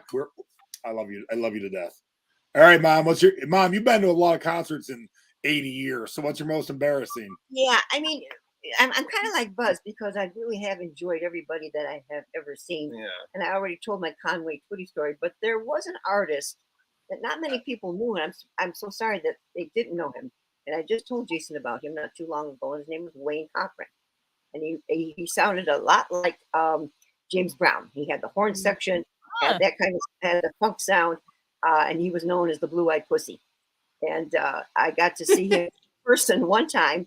He was out here in a resort area called Geneva on the Lake, and every time he performed, he would punch holes in the ceiling and break chairs. And, this is early, you guys. This is before all that stuff came on, So he was kind of outrageous for us to see at that time. But his music is fantastic. So if you ever want to Google Wayne Cochran, I think you might enjoy some of his music. Wayne Cochran. Wayne Cochran. Mm-hmm. Cochran. He had a big silver blonde hair, big pompadour hairdo. This was before all that stuff, really kind of came down. Wow, his hair is insane. Did you do Google him? Did you Google him? Yeah. All right, hold on. I'll show it. This is so great. I've seen this. I've seen the film before. I couldn't. Holy shit! Really? People like What? God. There he is. Oh man, That is crazy. Wow. Huge. Oh my god! Wow. It's gonna be a wig. Stick out. What? Because James Yeah, Brown. he just didn't make it big, but I loved his music. Loved a it. white dude. Yeah. It's like Liberace's grandfather. Wow. There you go. All right, so I've seen Hillary Duff in concert. I followed the Spice Girls on tour. I've seen Nickelback multiple times, and yet all of them pale in comparison. This is before my wife, but let's see if she knows what my answer is. Tiffany. Oh, that's zucchini. Bless you. Oh, cute. Was that a kitty? Yes. Wait. Oh, I thought that was a sound effect. That's a real kitty. You not know the answer, Stace? I don't know if I don't think I thought I might know. I don't think I can come up with it, but I don't think I don't know. Jace, I thought I might know, but you're with Stace. I was gonna take a guess. No, Well- definitely not without Stace. I was gonna get Vanilla Ice, but that was not before me. Vanilla Ice is awesome. That's not I just embarrassing. didn't go with you. It's still embarrassing. I agree, Jason. If this was a contest, I'm about to win. Y'all ready? Okay. Yep. Oh, yeah, I did that one too, Jace. Oh my god. Yeah, duh. I've always wanted to hear them sing live. Yes, I saw Milli Vanilli along with Information Society, Paula Abdul, and a few others. Oh Wow. It was the Club MTV Party to Go tour. Oh my god. I saw Milli Vanilli with Vanilla Ice and SWV. Oh, wow. Who sang for Milli Vanilli? Yeah, it was such a random, And I've seen Britney in concert twice, and I can tell she don't sing at all, but Milli Vanilli is still more embarrassing. I don't know. I would think Britney might be more embarrassing than Millie Vanilli. Jace, what about that Feldman guy, Corey Feldman or Corey Haim? That Corey Feldman. That's embarrassing. But I didn't pay money for that It was embarrassing for because him. I thought it was going to be entertaining. I I don't went know, because I man. knew He it was has a a lot of train wreck. passion in his music. That was embarrassing. It was bad. It was awful. But he had Okay, a lot of wait a passion minute, like wait in a his minute. music. Marisa, you're not much older than me, or maybe the same age. How do you not know Milli Vanilli's two people? Like, you don't remember their videos? Blame it Girl, on you know the it's blame. true. Fast bumps like slow with their like spandex on. I got you. I love you. Girl, you know it's true. And then they do the little dance. Yeah. They would do I've never, slow I've motion. never had an embarrassing concert. I've had an embarrassing concert experience. Oh no, we've heard them. No, not that. Not that. It was actually the first time I saw Yeah, so you're the same Slipknot. age as you're the same age as Stacy, basically. What? Where were you during MTV, Marisa? What happened? Yeah, it's Millie and Vanilla. It was Robin Fab, actually. To be Yeah. technical. Yes. Girl, you know, girl, you know. What's your story, Jack? You're gonna say So like the coolest moment ever was to watch Slipknot for the first time on a 20 by 15 stage, and I got the mosh pit with Lejean from Seven Dust, and it was epic. And then like this guy came out and he announced Seven Dust, and they played their set, Machine Head was there. Everybody was playing. It was a completely packed place, this big warehouse. And then after Seven Dust played, everybody left. Cold Chamber was coming on afterwards, and there was literally maybe 30 people there. And you saw them hit the stage, and they're just like, Sad. what? And like they didn't hold back. Like you saw the shock on their face that like everybody left, but we were just like, hell yeah, let's do it. And like our enthusiasm, I guess, carried them on, and they played the full show. But there was only like 30 of us there. It was like a backyard. That's a good story. Yeah, it was like Stacy and I have been to so many shows where we liked both bands, and most people liked the first band, and then we're like, where'd everyone go? This is crazy. Yeah. All right, so that's a great song. Let's end on this because I know who will lose this contest. Okay, Buzz, what's your big plans for Saturday night? Saturday? Yeah. Tomorrow? That would be tomorrow, yes. Hanging out in the basement. That's it? Yeah, well, I'm hanging out with Ro tomorrow, but I mean, yeah, why? What do you got planned? Well, I have nothing. That's why I said mine would be the Are you Saturday. coming to visit, or what are we doing? I'm going bowling? What's your big plans tomorrow, Mom? I got some auctions I got to watch. What do we do? I got stuff that I'm bidding on. Tomorrow. So I'll be doing that. What do you guys do tomorrow, Primo? Taxes. Oh, you win. You or lose, I guess. Yikes. I feel better about not doing anything. Don't remind me. Yeah. Okay, here's a $1 question. Have you started? Yeah, we started Started. thinking about it like 4 months ago, right at the turn of the century. Yeah, no, we've done some preliminary nonsense, but this year is the first year that we're actually filing.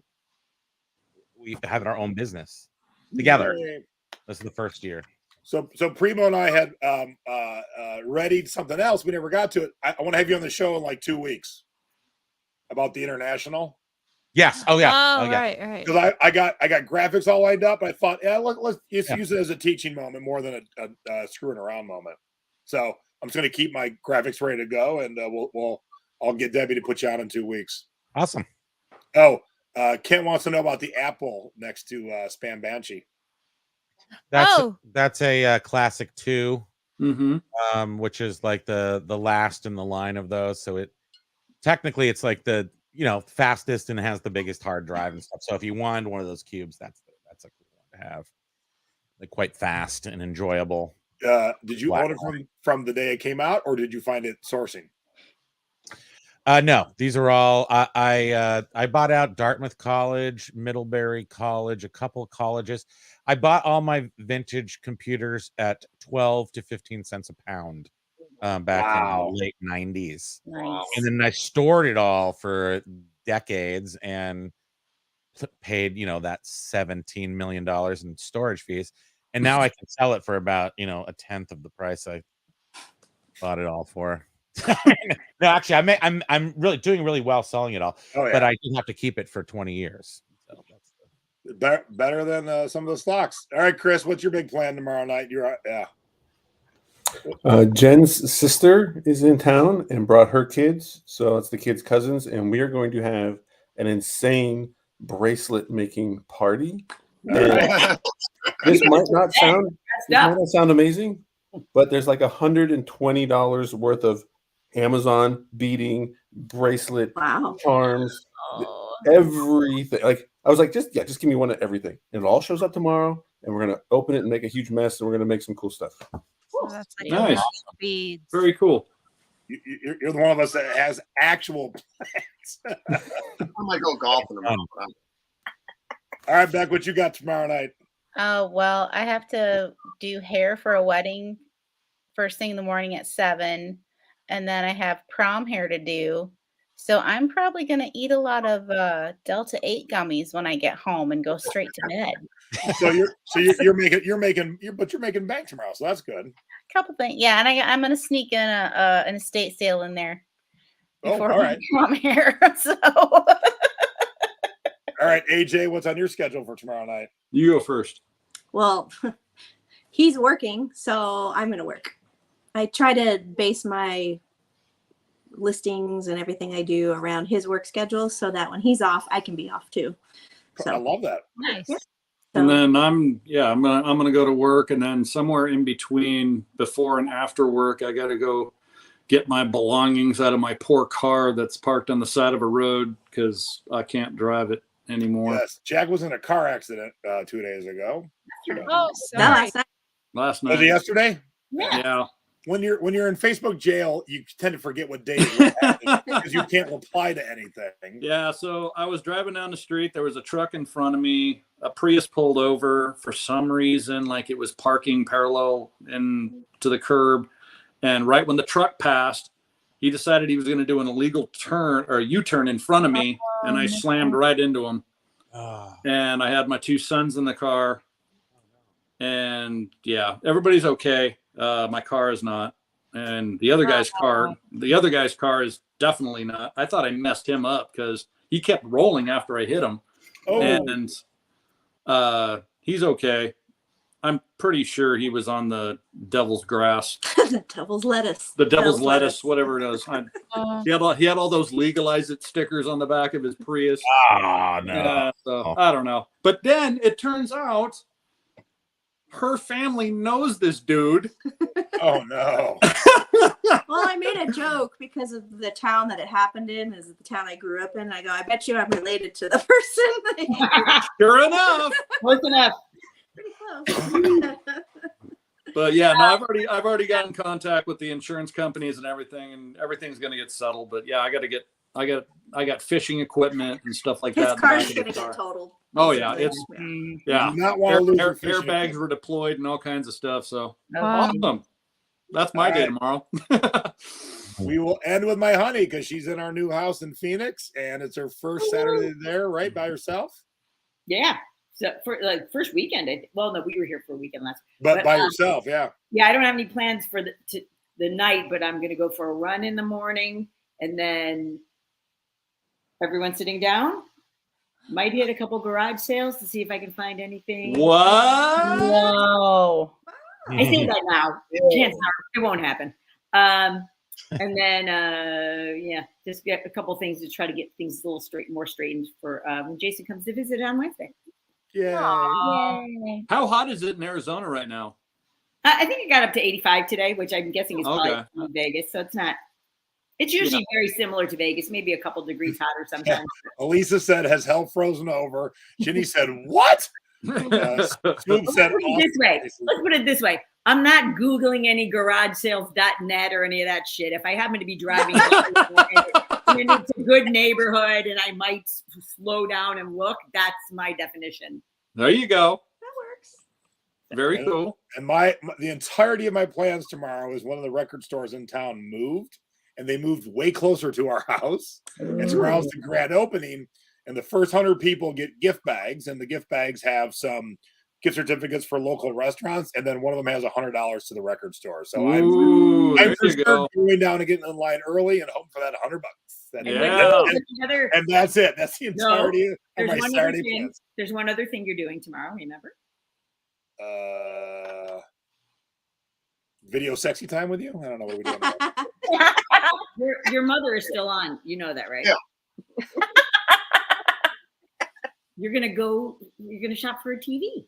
Oh yeah, I'm gonna look for a TV for Phoenix. No, Kent, I live in Vegas. It's called Zia Records.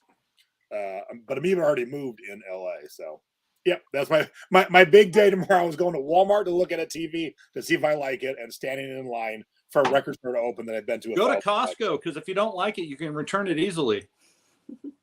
Well, I research things to death. I'm like Clark Griswold, so I know exactly what TV I want to put in Phoenix, but I wanted to see it in person. I read 10,000 reviews of it, but I know Walmart has one, so I want to walk. Which one are you looking at? It's the new brand I don't even know, but it gets good reviews. An H. I think you said Hisense. Hisense. Oh, Hisense. Thank you. Yeah, Hisense. Yeah, that's right. Yeah, I don't know that brand. I've been looking at that OLED one. That thing is nice. Oh, I'm not leaving that early, Jenny, but I'll be there. The store opens at 10. I'll be there at 8 with a chair. All right. Well, I didn't know that we were talking about work, but I work on Saturday all day tomorrow because I'm a hairdresser too. So I know what that feels like. So I have a huge projector in my basement where it's like 12 feet by 8 feet tall. So then my girlfriend comes over and we usually just watch cheesy shows like, Pauly D and, just the usual. That's my Saturday. So I have to work half the day. I didn't. Nice. All right. Well, thanks everyone for hanging out. Thanks, especially for those of you who were part of April Fool's jokes. I came in the room. I saw that. Thanks for putting it together, JT. Yeah, that was fun. I walked in at the right time. That was a lot of fun, you guys. Here, I'll pee on Chris. There we go.